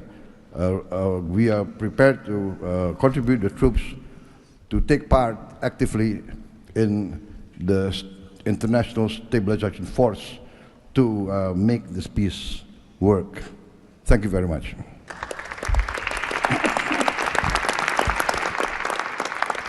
The President of Romania. First of all, President Trump, thank you for convening this very important meeting, and thank you for your involvement and leadership for the peace plan in Gaza, a peace plan that have been comprehensive and stable, and also for your efforts and results in other parts of the world. I think everyone desires peace, stability, prosperity in Gaza, but the question is how to act for, and it's why this meeting and this format is important. What Romania can do? First, on the humanitarian situation, we can increase the number of flights in order to extract children with disease and to treat in Romanian hospitals. We've done already, and we can do for 1,000 children and 4,000 family members. Secondly, we had a good expertise in emergency response system like ambulance, fire systems, and we can help in order to rebuild that system, and we can donate some equipment. Third, we are already offering some scholarships for Palestinian students, and we can extend the program, and we can help also to rebuild, refurbish the schools in Gaza.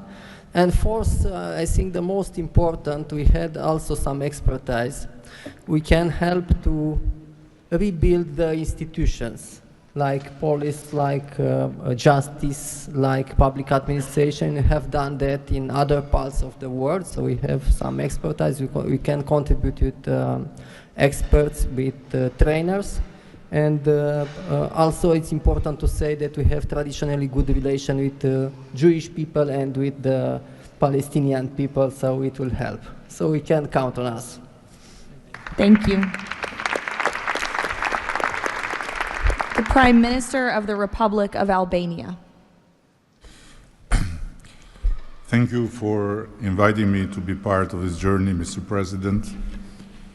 The fully aligned bipartisan vote of support this initiative received in our parliament speaks for itself about how honored Albania is to be a founding member of this new organization.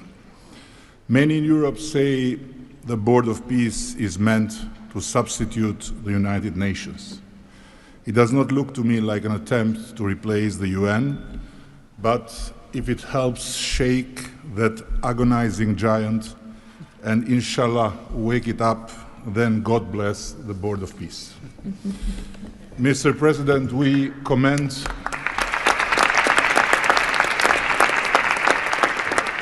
commend your decisive role in bringing a halt to the heartbreaking conflict in Gaza, and Albania has confirmed its participation in the stabilization force with our troops. At the same time, I propose that this board invite all countries to contribute directly by building a dedicated public facility for Palestinian children, and in doing so, the world would help the children of Gaza, who are the most innocent hostages of the lunacy of Hamas. to grow within the tangible presence of the largest chain of hands humanity has ever joined together, by not only putting the money, but bringing their own architects in this, so the world will transform an wound of history into an oasis of hope, where compassion takes concrete form and the future is shaped around those who deserve it most, the next generations of Palestinians. Albania will be privileged to stand in that chain. Allow me very briefly to draw your attention to another open conflict closer to home, where President Trump's leadership during his first term brought Kosovo and Serbia closer than ever to a final peace agreement. The president of Kosovo was then brutally prevented from traveling to the White House to sign that agreement in the presence of President Trump. And this was the doing of the very same Sicario prosecutor that went after President Trump himself, and for that became worldwide famous.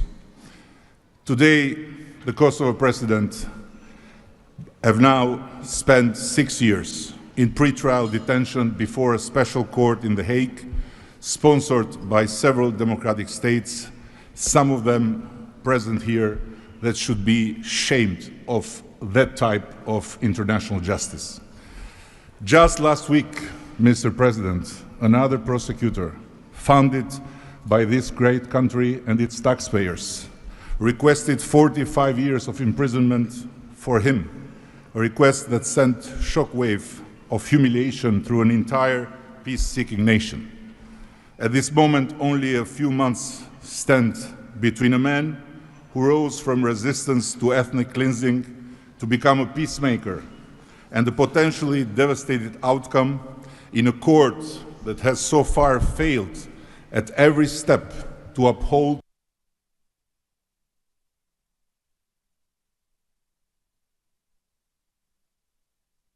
the standards of democratic justice.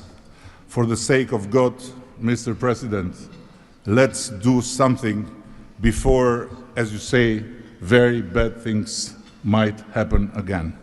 And again, thank you so much for including Albania in this noble initiative by bringing close friends of Israel and of the Arab countries. We very much hope to be an added value in your amazing vision.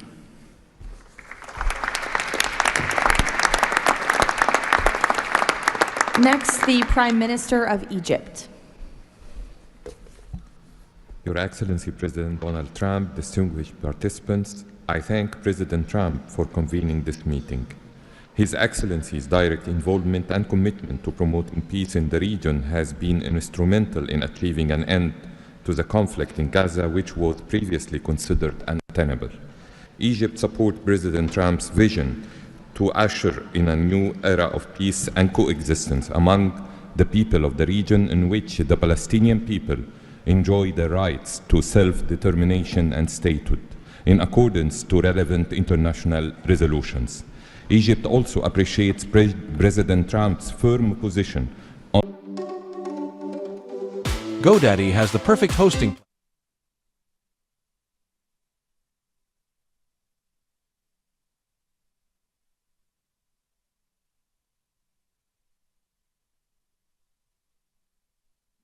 for the administration of Gaza to function effectively from within and throughout the Strip, also preserving the institutional and geographical link between the West Bank and Gaza is vital for the Palestinian Authority to eventually resume its role in Gaza. Within the framework of Egypt's support to President Trump's plan, Egypt will continue its effort to train Palestinian police personnel to maintain security within the Strip. Egypt values President Trump's position rejecting the deportation of the Palestinian people from Gaza as reflected in the 20 points plan, and stresses the importance of initiating early recovery projects in the whole of the Strip in a manner that preserves its geographic unity. Let us consider today's meeting as an initial step in advancing these objectives. Again, thank you, Your Excellency President Trump. Thank you. The Prime Minister of the State of Qatar. Thank you. Mr. President, distinguished members of the Board of Peace, thank you for convening this meeting under the banner of peace. Qatar reaffirms its commitment to the Board of Peace as it was committed to the very first day of the mediation efforts. From that day until the end, when we have witnessed in that historical moment in Sharm el-Sheikh the signing of this agreement together with our partners. For decades, this conflict has burdened our region and the world, and our responsibility remains to achieve a just and lasting resolution. The board, under the President Trump leadership, will advance the full implementation of the 20 points plan without delay, ensuring fairness and justice for both Palestinians and Israelis. In this spirit, Qatar pledges $1 billion in support to the board mission aimed at reaching a final resolution that fulfills Palestinian aspiration for the statehood and recognition, and the Israeli aspiration for security and integration. We will also continue our humanitarian coordination together with our UN partners and the Board of Peace. Thank you very much. Thank you. The Deputy Prime Minister and Foreign Minister of the UAE. Mr. President, thank you for gathering us today. I really hope that the beginning of Ramadan will give us all guidance towards peace, coexistence, and living in prosperity with each other. Mr. President, just over 5 years ago, you with your friend, my president, Sheikh Mohammed, and the Prime Minister of Israel launched the Abrahamic Accords. And since then, we've managed not only to work with you, with Israel, towards a better future for the region, but even when October 7th took place, the UAE managed to work with Israel in providing, since the war started, almost $3 billion of assistance to the Palestinian people in Gaza. Today, Mr. President, the UAE announces a further $1.2 billion for supporting Gaza through the Board of Peace, which I'm delighted that I've been working with so many friends, like Steve and Jared, Secretary Rubio, who's been so inspiring in so many other ways, on so many other fronts, and looking forward working with him for in the future. And Mr. President, if it wasn't for your support, I think this board would not have been gathered. We would not have had the meeting in New York to end this war, when you gathered 8 leaders of the region to end this war. So, Mr. President, during Ramadan, we pray for your success. Thank you. Thank you. The Minister of Foreign Affairs of the Kingdom of Morocco. Thank you.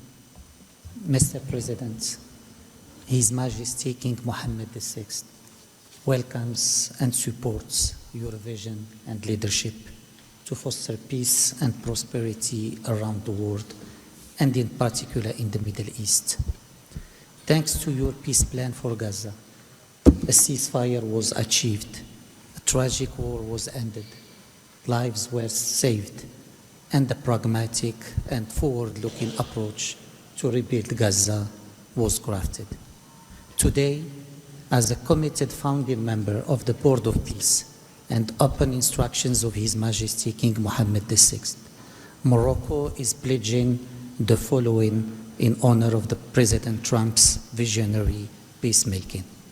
1, Morocco has already made the first ever financial contribution to the Board of Peace. 2, Morocco is ready to deploy police officers and train policemen from Gaza. 3, Morocco will deploy a high-ranking military officers to ISF Joint Military Command. 4, Morocco will deploy a military field hospital. 5, Morocco is ready to lead a de-radicalization program to fight hate speech and promote tolerance and coexistence. To conclude, allow me, Mr. President, to briefly highlight 4 elements. The conditions set in phase 2 of the your 20-point plan should be met for the success of our action. Preserving stability in the West Bank is crucial. The Palestinian ownership is important through legitimate institutions. Lastly, you are, Mr. President, the only leader able to bring peace to the Middle East. We hope that the stabilization of Gaza will help launching a global and genuine peace process based on the two-state solution. Thank you.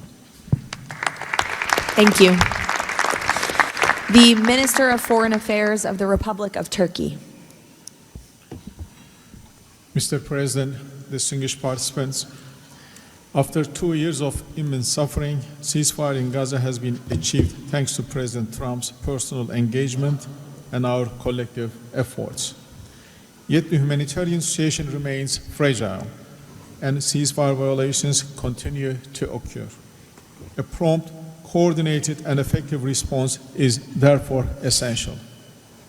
President Erdogan remains fully committed to Gaza's security, stabilization, and recovery. Turkey has already been providing immense amount of humanitarian assistance to Gaza. We can also contribute meaningfully to the rehabilitation of health and education sectors, as well as the training of the police force. In addition, we are prepared to provide troops to the International Stabilization Force. Mr. President, Turkey will continue to support your efforts towards a just and lasting peace. We remain convinced that the foundation of such peace is the two-state solution. Let us work towards that objective for the benefit of all peoples of the region. Thank you. The Minister of Foreign Affairs of the State of Kuwait. I'll be delivering my statement in Arabic. فخامة الرئيس دونالد ترامب رئيس الولايات المتحدة الأمريكية صديقة رئيس مجلس السلام أصحاب الجلالة والفخامة والسمو والمعالي الحضور الكريم السلام عليكم ورحمة الله وبركاته. أود أنقل لكم تحيات حضرة صاحب السمو الشيخ مشعل أحمد الجابر الصباح حفظه الله ورعاه أمير دولة الكويت، وتمنيات سموه بالتوفيق والنجاح لأعمال هذا المجلس. كما نتقدم بخالص الشكر لفخامة الرئيس دونالد ترامب على جهودها المقدرة والرامية إلى المساهمة في التوصل إلى إنهاء حالة الصراع بما يؤول نحو إقامة الدولة الفلسطينية المستقلة على حدود 4 يونيو لعام 1967 وعاصمتها القدس الشرقية وفقا لقرارات الشرعية الدولية بما فيها القرار 2803 ومبادرة السلام العربية. إننا نجدد دعم دولة الكويت المبدئي والثابت والتاريخي للشعب الفلسطيني الشقيق وقضيته العادلة، ولطالما كانت القضية الفلسطينية ودعمها تشكل أحد ركائز السياسة الخارجية الكويتية، الأمر الذي يحتم علينا دعم كافة الجهود والمبادرات الرامية إلى إحلال السلام بما فيها خطة فخامة الرئيس الأمريكي دونالد ترامب ذات النقاط 20، معربين عن أملنا باستمرار نجاح هذا المسار والذي يظل مرهونا بالتكاتف وتضامن المجتمع الدولي. ختاما، مالية بقيمة $1 مليار أمريكي على مدى السنوات القادمة دعما لجهود مجلس السلام وتأكيدا على التزام دولة الكويت الثابت بدعم كل مسعى يهدف إلى رفع المعاناة عن الشعب الفلسطيني الشقيق وتحقيق الأمن والاستقرار في غزة. والسلام عليكم ورحمة الله وبركاته. Thank you. The Minister of State for Foreign Affairs of the Kingdom of Saudi Arabia. Thank you, Mr. President, distinguished members of the board, distinguished guests. It is a pleasure to be here with you as we embark on a journey towards establishing a lasting and just peace in the Middle East, a peace that results in 2 states, Israel and Palestine, living side by side in peace and security, a peace that results in transforming our region from death and destruction to hope and prosperity by integrating the region, bringing together its resources and unleashing its potential. The Kingdom of Saudi Arabia, Mr. President, has been seeking peace and justice in the Middle East since for a very long time. In 1981, King Fahd offered the 8-point plan, which was adopted by the Arab world at the summit in Fez, that essentially established or reconfirmed the notion of land for peace. In 2002, Saudi Arabia, the late King Abdullah, launched the Arab Peace Initiative, which was adopted by the Arab world unanimously, as well as by the Islamic world.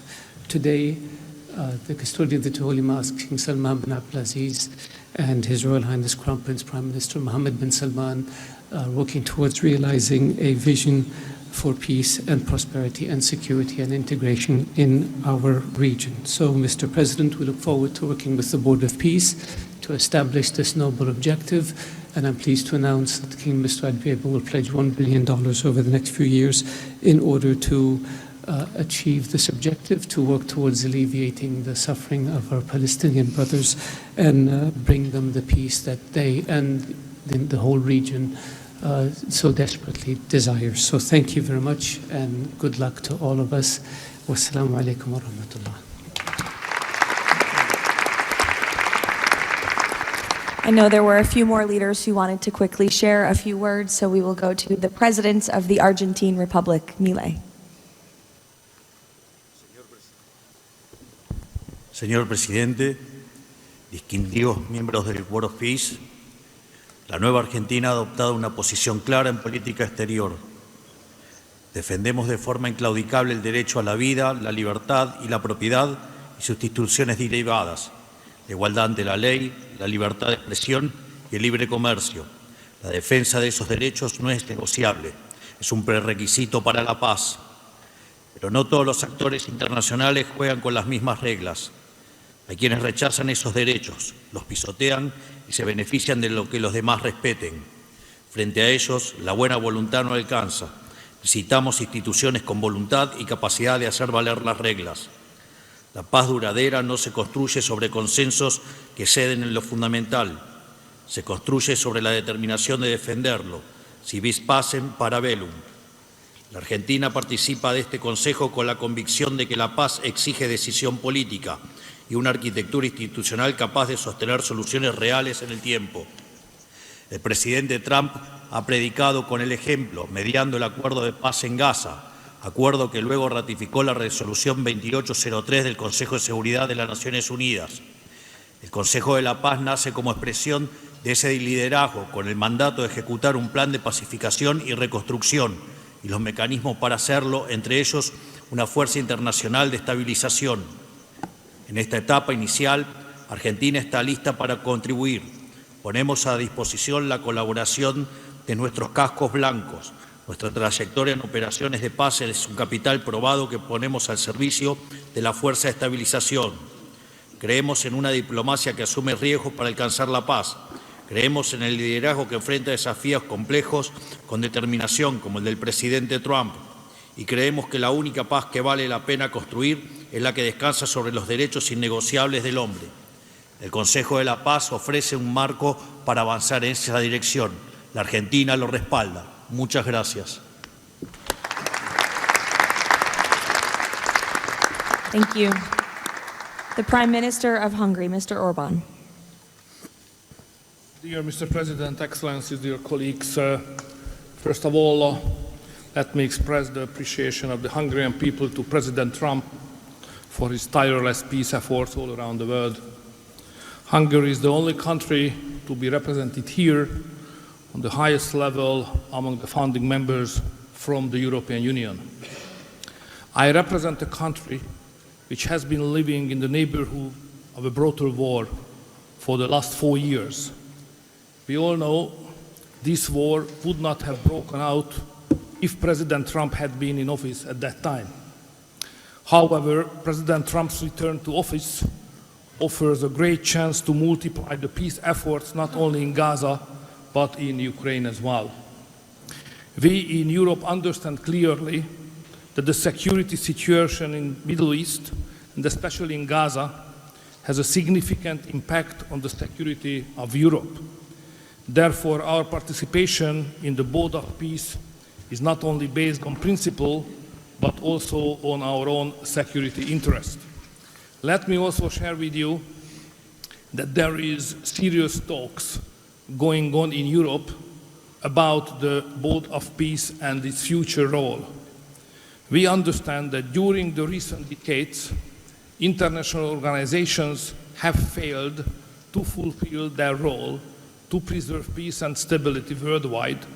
Therefore, new initiatives are needed to bring forward the issue of peace globally. We are sure that President Trump's initiative to establish the Board of Peace is such a step to the right direction. President, we are proud to be among the founding members, and we are happy to be in such a great company. Thank you very much. Thank you. President Peña of Paraguay, who tapped my shoulder, wants to say a few words. Yes, thank you, Caroline. Thank you, President Trump.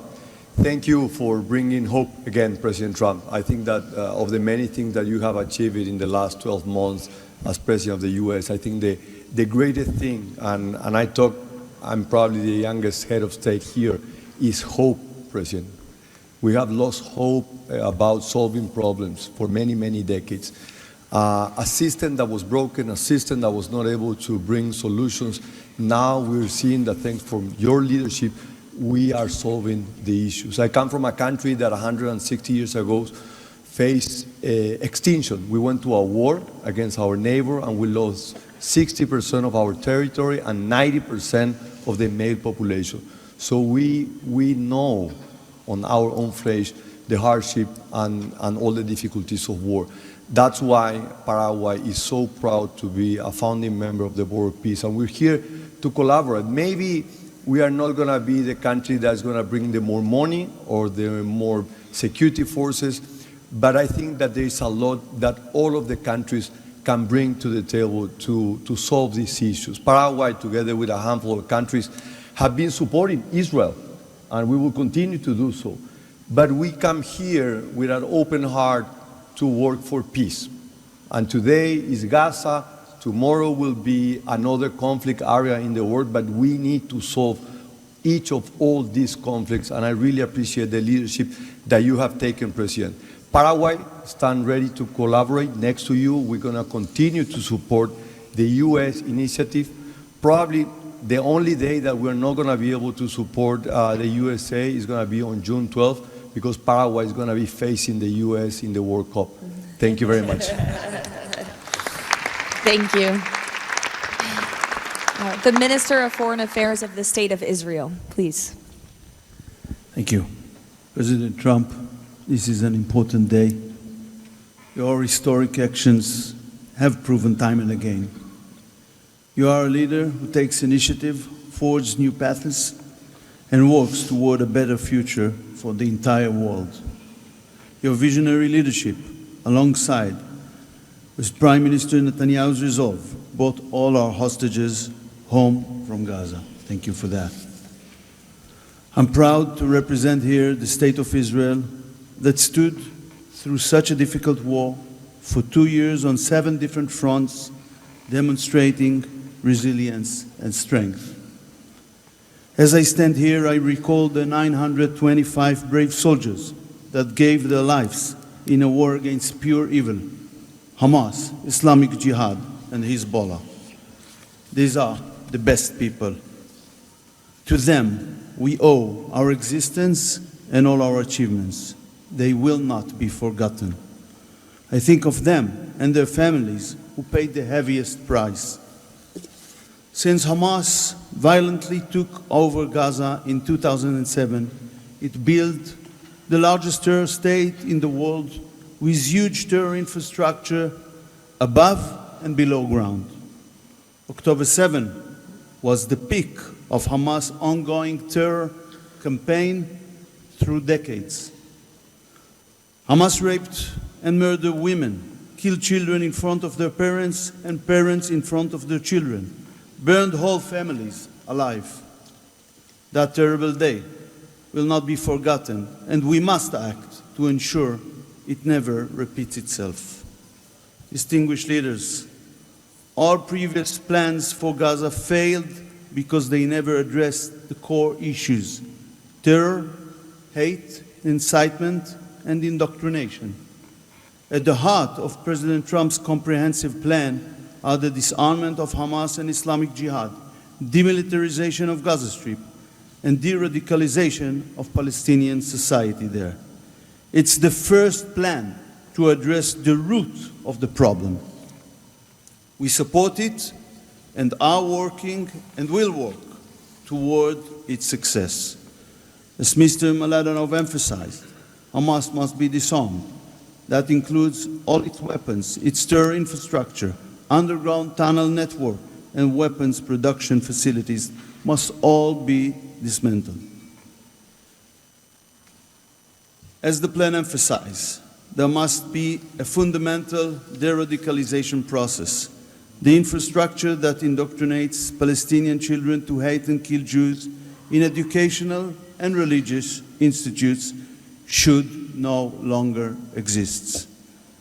All those are important not only for the Israelis. Gazans have lived under a terror regime for decades. The people of Gaza must be liberated from these terrorists. I want to make this opportunity to wish Muslims around the world Ramadan Kareem. Distinguished leaders, President Trump's visionary leadership creates, for the first time, an opportunity for a better future. On behalf of Israel, I say thank you, Mr. Trump. Thank you for your leadership. Thank you. Lastly, the Prime Minister of Pakistan.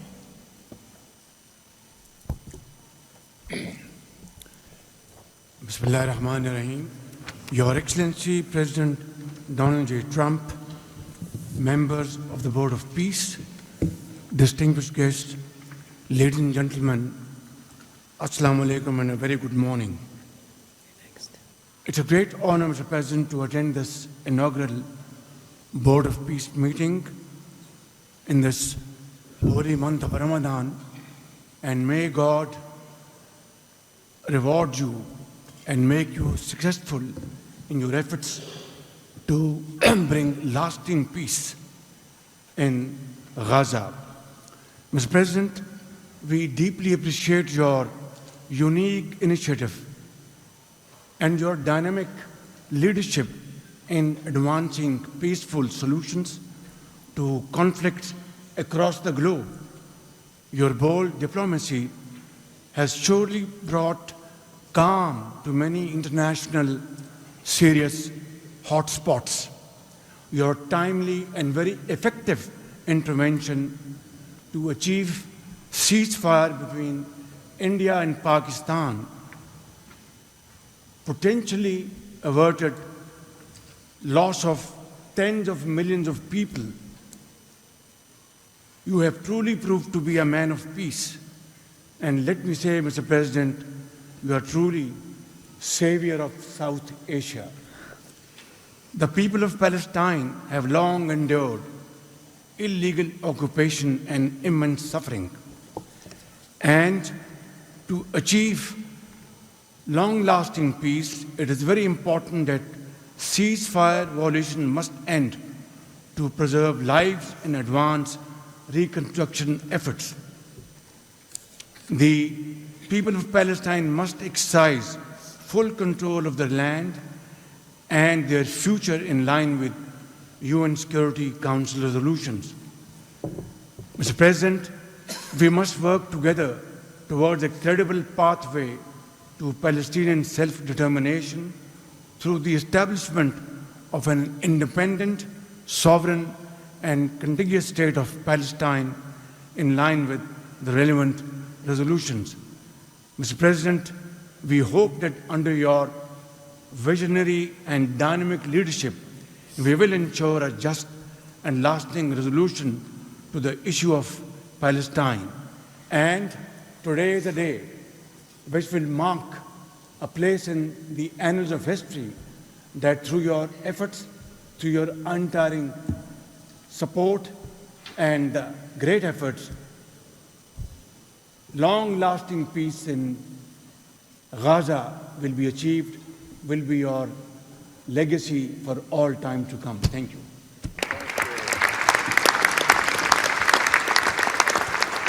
Thank you.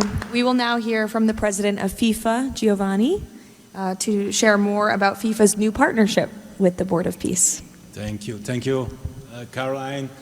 Dear President, distinguished leaders, dear friends, I just have 3 quick points I want to mention now. Football, that's the first point, football, or soccer as it is called, here is the world's universal language. It is spoken by 6 billion people, 6 billion fans who have the same feelings. It's about hope, it's about joy, it's about happiness, it's about coming together, and it's about uniting the world. Mr. President, we will unite the world here this summer during the World Cup, but if we truly want to unite the world, we need peace, of course. And this brings me to the second point, because today we announce a true partnership between the Board of Peace and FIFA, and I'm very proud and very happy to announce this. After having heard your presentations in Davos, I was feeling that we need to help, we need to do something. Everyone has to support peace. Everyone in this room, Mr. President, everyone outside of this room who would like to be in this room has to support peace as well. We all have to contribute for this, and that's why FIFA wants to contribute, because we don't have to just rebuild houses or schools or hospital or roads. We also have to rebuild and build people, emotion, hope and trust. And this is what football, my sport, is about. And the third point is that, of course, as you all know, images speak louder and better than words. So we prepared a short video, and you can watch this video. I invite you to look at it carefully. Thank you very much. God bless peace, and God bless the Board of Peace. Ramadan Kareem. Thank you.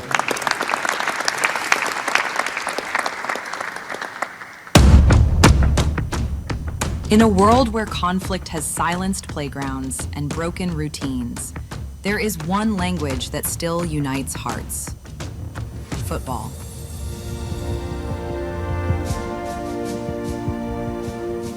A simple ball, a shared field, a reason to believe again.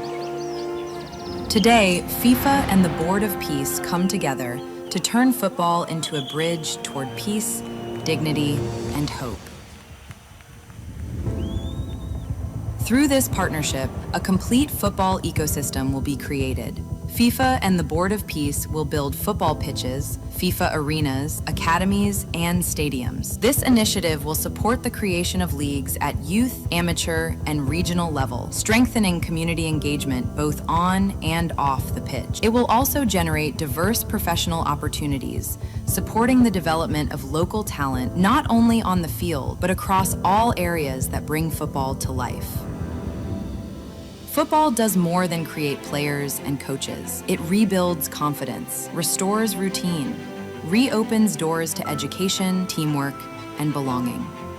Local communities take the lead.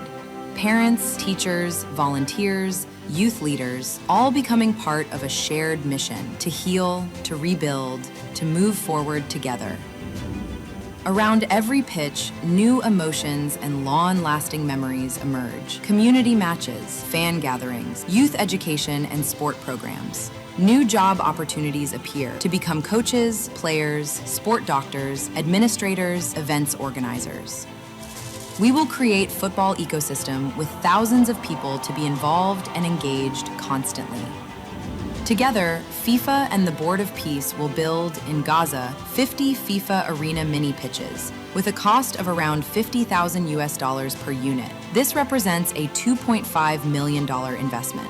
5 full-size pitches in 5 different districts at around $1 million per pitch. A FIFA academy with an estimated investment of $15 million.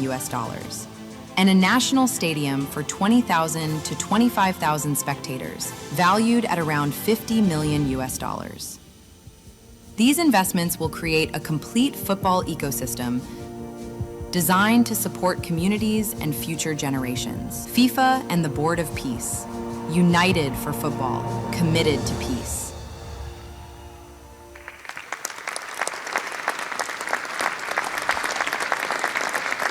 Thank you, Gianni. That's wonderful.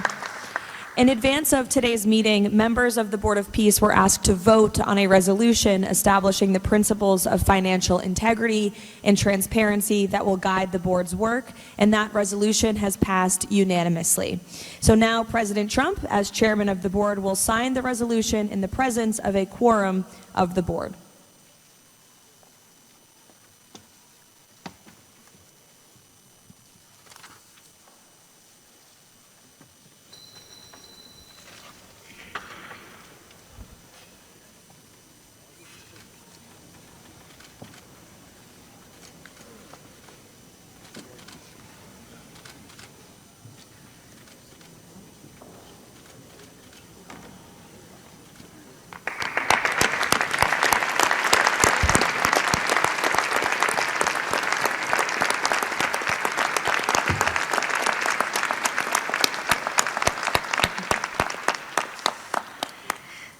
Now, while this is not a fundraiser, the Board of Peace has already inspired remarkable support from so many on this stage. As President Trump announced earlier, total pledges exceed $6.5 billion in relief and rebuilding in Gaza, and thousands of personnel have been committed to help preserve the ceasefire and secure enduring peace. I would like to ask the heads of the following delegations to join President Trump on stage as he signs the fundraising pledges: Albania, Azerbaijan, Bahrain, Egypt, Indonesia, Jordan, Kazakhstan, Kosovo, Kuwait, Morocco, Qatar, Saudi Arabia, the UAE, and Uzbekistan. Please join the President as he signs the fundraising pledges.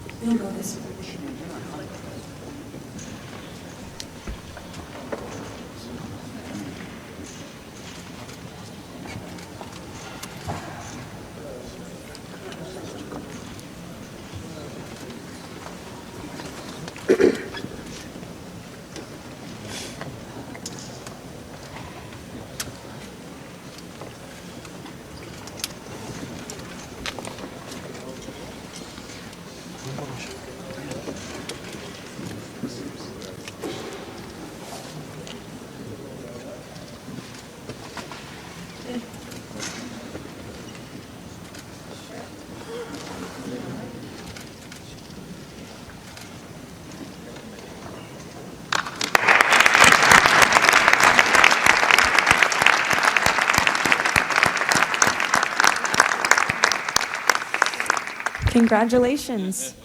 Now, President Trump, if you would like to say a few words to conclude, and then you have the honor of gaveling out the first ever Board of Peace meeting. Well, thank you very much, Caroline. And I will say that this has been, I think, will maybe be one of, if not the most important day of our careers. And we've had some pretty good careers up here, but this is something very special. And we're going to straighten out Gaza. We're going to make Gaza very successful and safe. And we're also going to maybe take it a step further where we see hot spots around the world. We can probably do that very easily. This is a tremendous group of powerful people and brilliant people. And I think that we can do things that a lot of other people would not be able to even conceive of or think of. We will help Gaza. We will straighten it out. We will make it successful. We will make it peaceful. And we will do things like that in other spots. Spots will come up. Things will happen that nobody's even thinking about now and not even conceivable. But we will take care of a lot of things, and we'll work again with the United Nations and bring it back to health. It needs help. It's got tremendous potential, but it needs a lot of help. And I think we can start with doing that pretty soon, Michael. I think we're going to work on that very strongly. We can fix up even the building physically. I love to see beautiful buildings. I like to see buildings fixed up physically, not look like they are in disrepair. We don't like that. So we're going to do a job with the United Nations. We're going to have some very good people, and you have some very good people there right now, but we're going to put some extra people in, and we're going to have it help us. But most importantly for Dave, the Board of Peace is going to lead the way in Gaza. We're going to make Gaza an example of success and safety and unity. And it's an honor that you're here. And I want to thank the media for being so respectful. You're really amazing. It's given the Board of Peace the respect it deserves. These are the most powerful people in the world, the richest people in the world through their countries. And they have made a tremendous commitment. And the United States likewise has made a tremendous commitment. Thank you to everybody for your involvement. And we look forward to working with you over the years for many, many reasons, many very, very good humanitarian reasons. Thank you all. Thank you very much. Thank you. Thank you, Mr. President. Thank you, everybody. Ready? Thank you. We'll take it with us. Thank you, everybody.